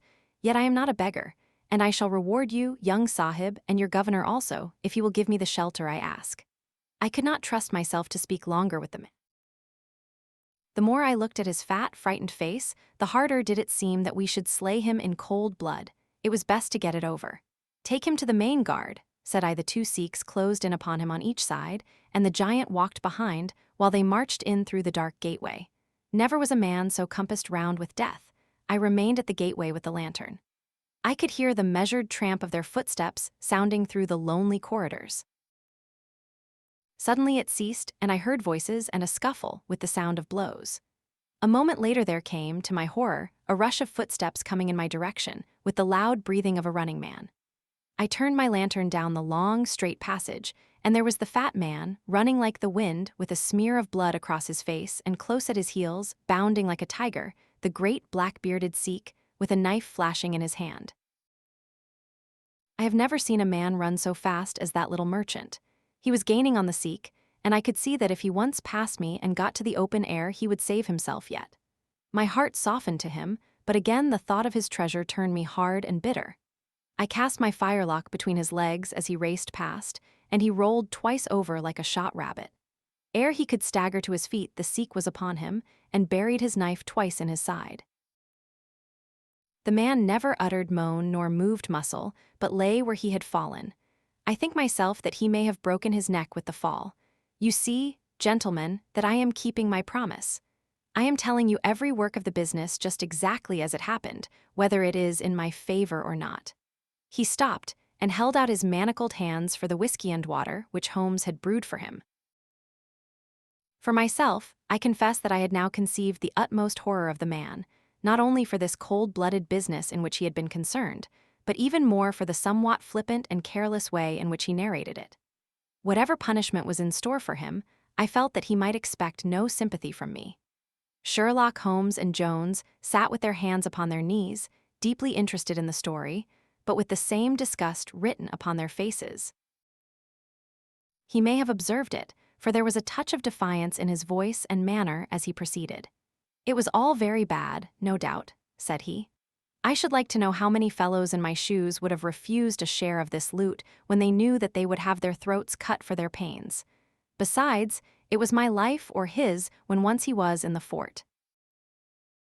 If he had got out, the whole business would come to light, and I should have been court-martialed and shot as likely as not, for people were not very lenient at a time like that." "Go on with your story," said Holmes shortly. "Well, we carried him in, Abdullah Akbar, and a fine weight he was, too, for all that he was so short. Mahomet Singh was left to guard the door.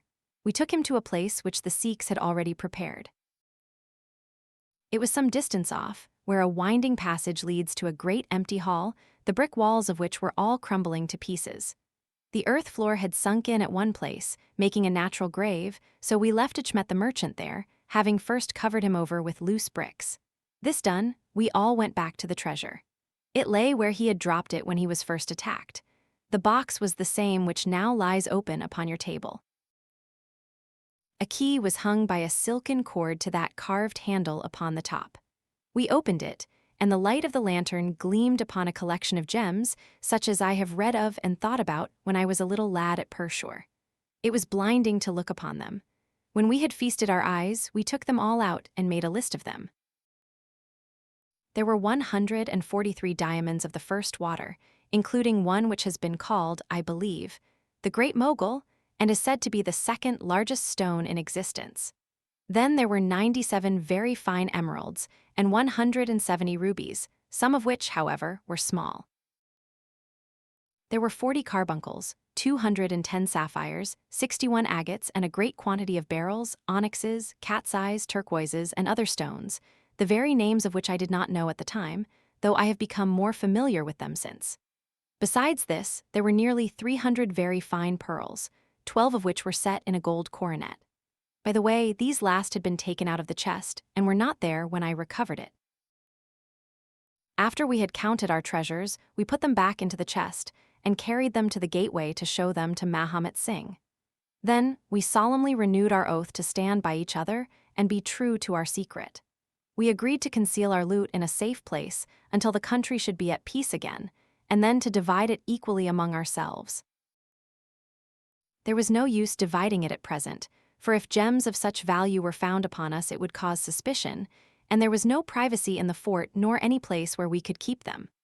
We carried the box, therefore, into the same hall where we had buried the body, and there, under certain bricks in the best preserved wall, we made a hollow and put our treasure. We made careful note of the place, and next day I drew 4 plans, one for each of us, and put the sign of the 4 of us at the bottom, for we had sworn that we should each always act for all, so that none might take advantage. That is an oath that I can put my hand to my heart and swear that I have never broken. Well, there's no use my telling you gentlemen what came of the Indian Mutiny. After Wilson took Delhi and Sir Colin relieved Lucknow, the back of the business was broken. Fresh troops came pouring in, and Nana Sahib made himself scarce over the frontier. A flying column under Colonel Graithed came round to Agra and cleared the Pandis away from it. Peace seemed to be settling upon the country, and we 4 were beginning to hope that the time was at hand when we might safely go off with our shares of the plunder. In a moment, however, our hopes were shattered by our being arrested as the murderers of Ichmet. It came about in this way. When the Rajah put his jewels into the hands of Ichmet, he did it because he knew that he was a trusty man. They are suspicious folk in the East, however, so what does this Rajah do but take a second even more trusty servant and set him to play the spy upon the first? This second man was ordered never to let Ichmet out of his sight, and he followed him like his shadow. He went after him that night and saw him pass through the doorway. Of course he thought he had taken refuge in the fort and applied for admission there himself next day, but could find no trace of Ichmet. This seemed to him so strange that he spoke about it to a sergeant of guides who brought it to the ears of the commandant. A thorough search was quickly made, and the body was discovered. Thus, at the very moment that we thought that all was safe, we were all 4 seized and brought to trial on a charge of murder, 3 of us, because we had held the gate that night, and the 4th because he was known to have been in the company of the murdered man. Not a word about the jewels came out at the trial, for the Rajah had been deposed and driven out of India, so no one had any particular interest in them. The murder, however, was clearly made out, and it was certain that we must all have been concerned in it. The 3 Sikhs got penal servitude for life, and I was condemned to death, though my sentence was afterwards commuted into the same as the others. It was rather a queer position that we found ourselves in then. There we were all 4 tied by the leg, and with precious little chance of ever getting out again, while we each held a secret which might have put each of us in a palace if we could only have made use of it. It was enough to make a man eat his heart out to have to stand the kick and the cuff of every petty jack in office, to have rice to eat and water to drink, when that gorgeous fortune was ready for him outside, just waiting to be picked up. It might have driven me mad, but I was always a pretty stubborn one, so I just held on and bided my time. At last it seemed to me to have come. I was changed from Agra to Madras, and from there to Blair Island in the Andamans. There are very few white convicts at this settlement, and, as I had behaved well from the first, I soon found myself a sort of privileged person. I was given a hut in Hope Town, which is a small place on the slopes of Mount Harriet, and I was left pretty much to myself. It is a dreary, fever-stricken place, and all beyond our little clearings was infested with wild cannibal natives who were ready enough to blow a poisoned dart at us if they saw a chance. There was digging and ditching and yam planting and a dozen other things to be done, so we were busy enough all day, though in the evening we had a little time to ourselves. Among other things, I learned to dispense drugs for the surgeon and picked up a smattering of his knowledge. All the time I was on the lookout for a chance of escape, but it is hundreds of miles from any other land, and there is little or no wind in those seas, so it was a terribly difficult job to get away. The surgeon, Dr. Summerton, was a fast, sporting young chap, and the other young officers would meet in his rooms of an evening and play cards. The surgery, where I used to make up my drugs, was next to his sitting room, with a small window between us. Often, if I felt lonesome, I used to turn out the lamp in the surgery, and then, standing there, I could hear their talk and watch their play. I am fond of a hand at cards myself, and it was almost as good as having one to watch the others. There was Major Sholto, Captain Morstan, and Lieutenant Bromley Brown, who were in command of the native troops, and there was the surgeon himself, and 2 or 3 prison officials, crafty old hands who played a nice sly safe game. A very snug little party they used to make. Well, there was one thing which very soon struck me, and that was that the soldiers used always to lose and the civilians to win. Mind, I don't say that there was anything unfair, but so it was. These prison chaps had done little else than play cards ever since they had been at the Andamans, and they knew each other's game to a point, while the others just played to pass the time and threw their cards down anyhow. Night after night, the soldiers got up poorer men, and the poorer they got, the more keen they were to play. Major Sholto was the hardest hit. He used to pay in notes and gold at first, but soon it came to notes of hand and for big sums. He sometimes would win for a few deals, just to give him heart, and then the luck would set in against him worse than ever. All day he would wander about as black as thunder, and he took to drinking a deal more than was good for him. One night he lost even more heavily than usual. I was sitting in my hut when he and Captain Morstan came stumbling along on the way to their quarters. They were bosom friends, those two, and never far apart. The major was raving about his losses. "It's all up, Morstan," he was saying as they passed my hut. "I shall have to send in my papers. I am a ruined man." "Nonsense, old chap," said the other, slapping him upon the shoulder. I've had a nasty facer myself, but that was all I could hear, but it was enough to set me thinking. A couple of days later, Major Sholto was strolling on the beach, so I took the chance of speaking to him. "I wish to have your advice, Major," said I. "Well, Small, what is it?" he asked, taking his cheroot from his lips. "I wanted to ask you, sir," said I, "who is the proper person to whom hidden treasure should be handed over? I know where $500,000 worth lies, and as I cannot use it myself, I thought perhaps the best thing that I could do would be to hand it over to the proper authorities, and then perhaps they would get my sentence shortened for me."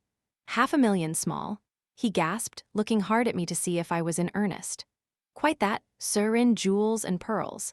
It lies there ready for anyone. And the queer thing about it is that the real owner is outlawed and cannot hold property, so that it belongs to the first comer. To government, Small," he stammered, "to government," but he said it in a halting fashion, and I knew in my heart that I had got him. "You think then, sir, that I should give the information to the Governor-General?" said I quietly. Well, you must not do anything rash or that you might repent. Let me hear all about it, Small. Give me the facts." I told him the whole story, with small changes so that he could not identify the places. When I had finished, he stood stock still and full of thought. I could see by the twitch of his lip that there was a struggle going on within him. "This is a very important matter, Small," he said, at last.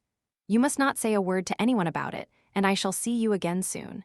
2 nights later, he and his friend Captain Morstan came to my hut in the dead of the night with a lantern. "I want you just to let Captain Morstan hear that story from your own lips, Small," said he. I repeated it as I had told it before. "It rings true, eh?" said he. "It's good enough to act upon." Captain Morstan nodded. "Look here, Small," said the major. "We have been talking it over, my friend here and I, and we have come to the conclusion that this secret of yours is hardly a government matter, after all, but is a private concern of your own, which of course you have the power of disposing of as you think best. Now, the question is, what price would you ask for it? We might be inclined to take it up, and at least look into it, if we could agree as to terms." He tried to speak in a cool, careless way, but his eyes were shining with excitement and greed.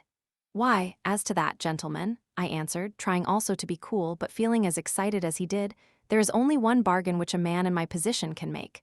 I shall want you to help me to my freedom and to help my 3 companions to theirs. We shall then take you into partnership and give you a 5th share to divide between you."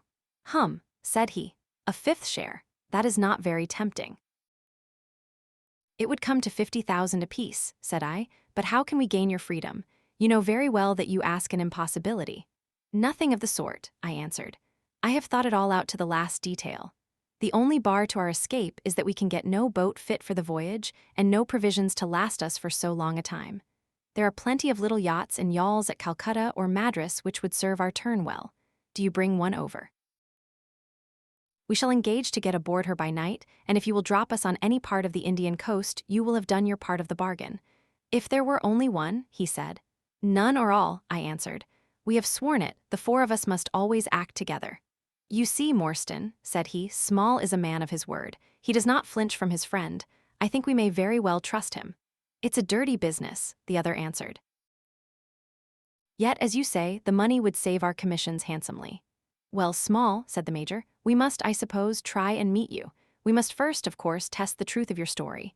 Tell me where the box is hid, and I shall get leave of absence and go back to India in the monthly relief boat to inquire into the affair." "Not so fast," said I, growing colder as he got hot. "I must have the consent of my 3 comrades. I tell you that it is 4 or none with us." "Nonsense." He broke in. "What have 3 black fellows to do with our agreement?" "Black or blue," said I, "they are in with me and we all go together." Well, the matter ended by a second meeting, at which Mahomet Singh, Abdullah Khan, and Dust Akbar were all present. We talked the matter over again, and at last we came to an arrangement. We were to provide both the officers with charts of the part of the Agra fort and mark the place in the wall where the treasure was hid. Major Sholto was to go to India to test our story. If he found the box, he was to leave it there, to send out a small yacht provisioned for a voyage, which was to lie off Rutland Island, and to which we were to make our way, and finally to return to his duties. Captain Morstan was then to apply for leave of absence, to meet us at Agra, and there we were to have a final division of the treasure, he taking the Major's share as well as his own. All this we sealed by the most solemn oaths that the mind could think or the lips utter. I sat up all night with paper and ink, and by the morning I had the 2 charts all ready, signed with the sign of 4, that is, of Abdullah, Akbar, Mahomet, and myself. Well, gentlemen, I weary you with my long story, and I know that my friend Mr. Jones is impatient to get me safely stowed in Choki. I'll make it as short as I can. The villain Sholto went off to India, but he never came back again. Captain Morstan showed me his name among a list of passengers in one of the mail boats very shortly afterwards. His uncle had died, leaving him a fortune, and he had left the army, yet he could stoop to treat 5 men as he had treated us. Morstan went over to Agra shortly afterwards, and found, as we expected, that the treasure was indeed gone. The scoundrel had stolen it all, without carrying out one of the conditions on which we had sold him the secret. From that day I lived only for vengeance. I thought of it by day and I nursed it by night. It became an overpowering, absorbing passion with me. I cared nothing for the law, nothing for the gallows. To escape, to track down Sholto, to have my hand upon his throat, that was my one thought. Even the Agra treasure had come to be a smaller thing in my mind than the slaying of Sholto. Well, I have set my mind on many things in this life, and never one which I did not carry out. But it was weary years before my time came. I have told you that I had picked up something of medicine. One day when Dr. Summerton was down with a fever, a little Andaman islander was picked up by a convict gang in the woods. He was sick to death and had gone to a lonely place to die. I took him in hand, though he was as venomous as a young snake, and after a couple of months I got him all right and able to walk. He took a kind of fancy to me then, and would hardly go back to his woods, but was always hanging about my hut. I learned a little of his lingo from him, and this made him all the fonder of me. Tonga, for that was his name, was a fine boatman and owned a big, roomy canoe of his own. When I found that he was devoted to me and would do anything to serve me, I saw my chance of escape. I talked it over with him. He was to bring his boat round on a certain night to an old wharf which was never guarded, and there he was to pick me up. I gave him directions to have several gourds of water and a lot of yams, coconuts, and sweet potatoes. He was staunch and true, was little Tonga. No man ever had a more faithful mate. At the night named, he had his boat at the wharf.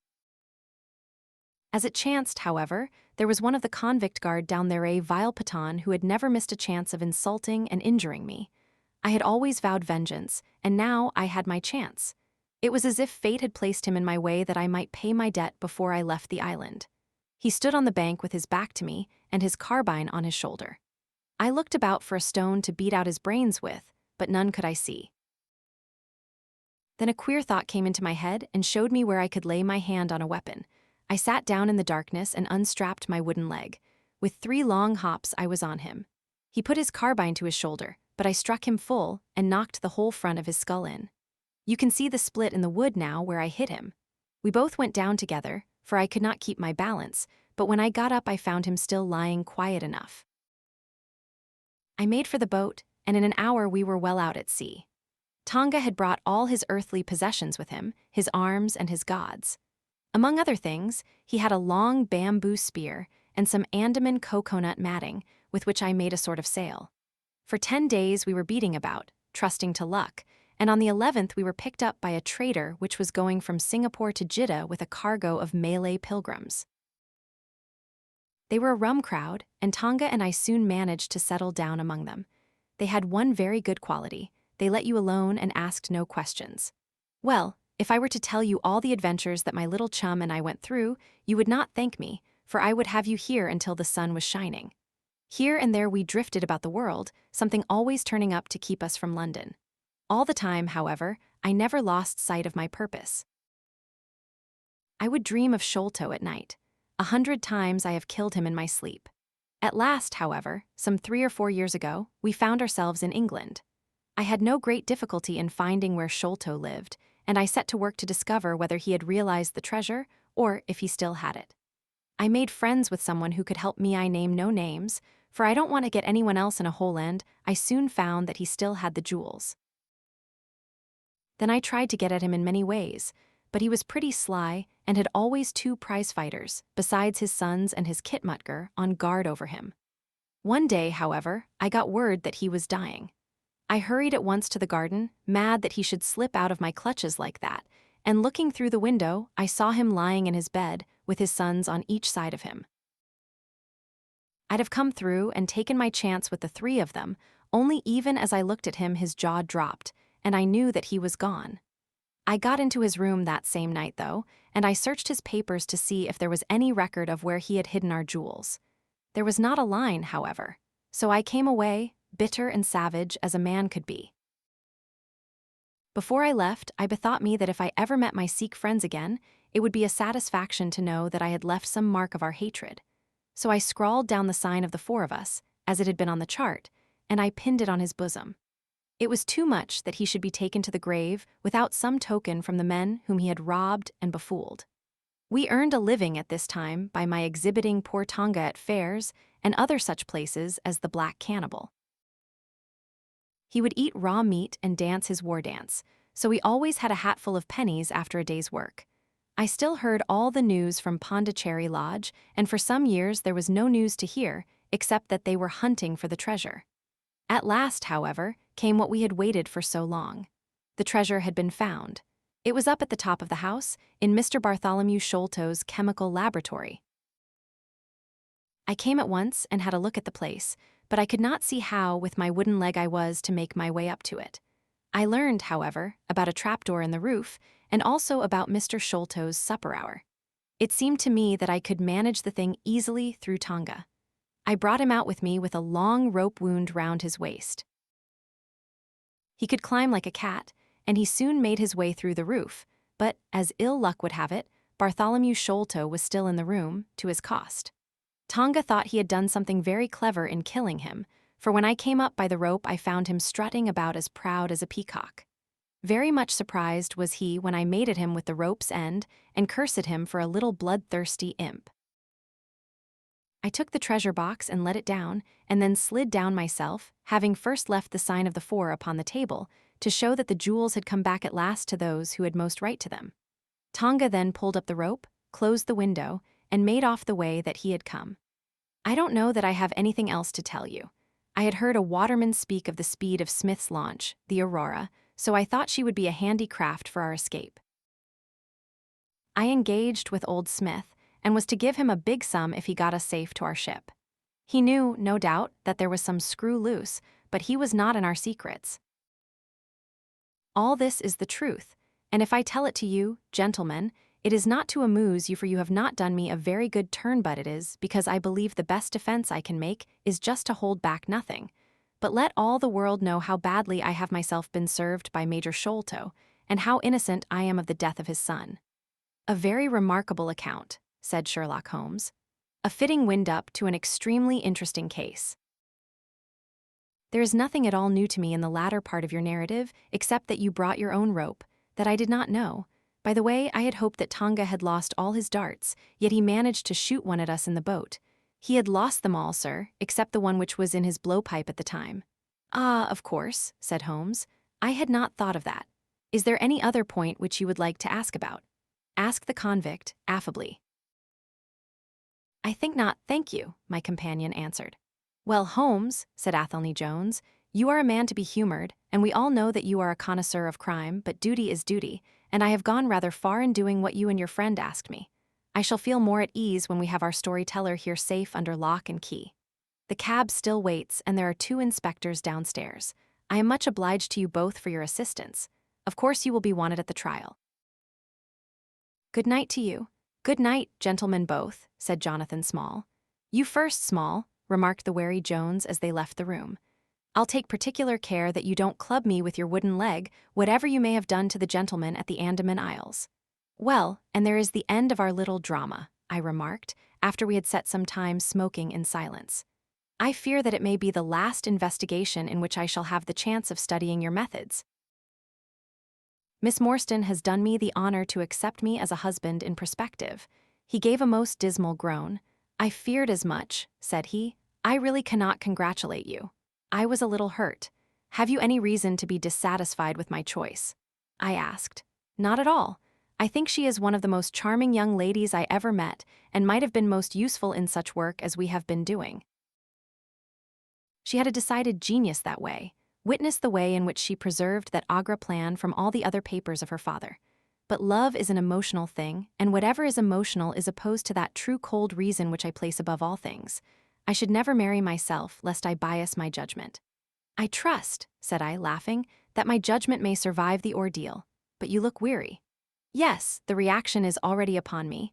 I shall be as limp as a rag for a week. Strange, said I. How terms of what in another man I should call laziness alternate with your fits of splendid energy and vigor. Yes, he answered, there are in me the makings of a very fine loafer and also of a pretty spry sort of fellow. I often think of those lines of old Goethe. Shade, das die Naderner Mensch aus dire Schuff, den zum Wuedigen man war und zum Schellman der Stoff. By the way, apropos of this Norwood business, you see that they had, as I surmised, a confederate in the house, who could be none other than Lal Rao, the butler. So Jones actually has the undivided honor of having caught one fish in his great haul. The division seems rather unfair, I remarked. You have done all the work in this business. I get a wife out of it, Jones gets the credit, pray what remains for you? For me, said Sherlock Holmes, there still remains the cocaine bottle. And he stretched his long white hand up for it. This text is provided to you, as is, without any warranty.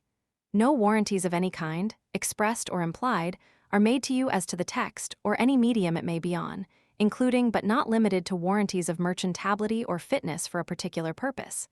This text was formatted from various free ASCII and HTML variants. See http://Sherlock Holmes. Ease for an electronic form of this text and additional information about it. This text comes from the collection's version 3.1,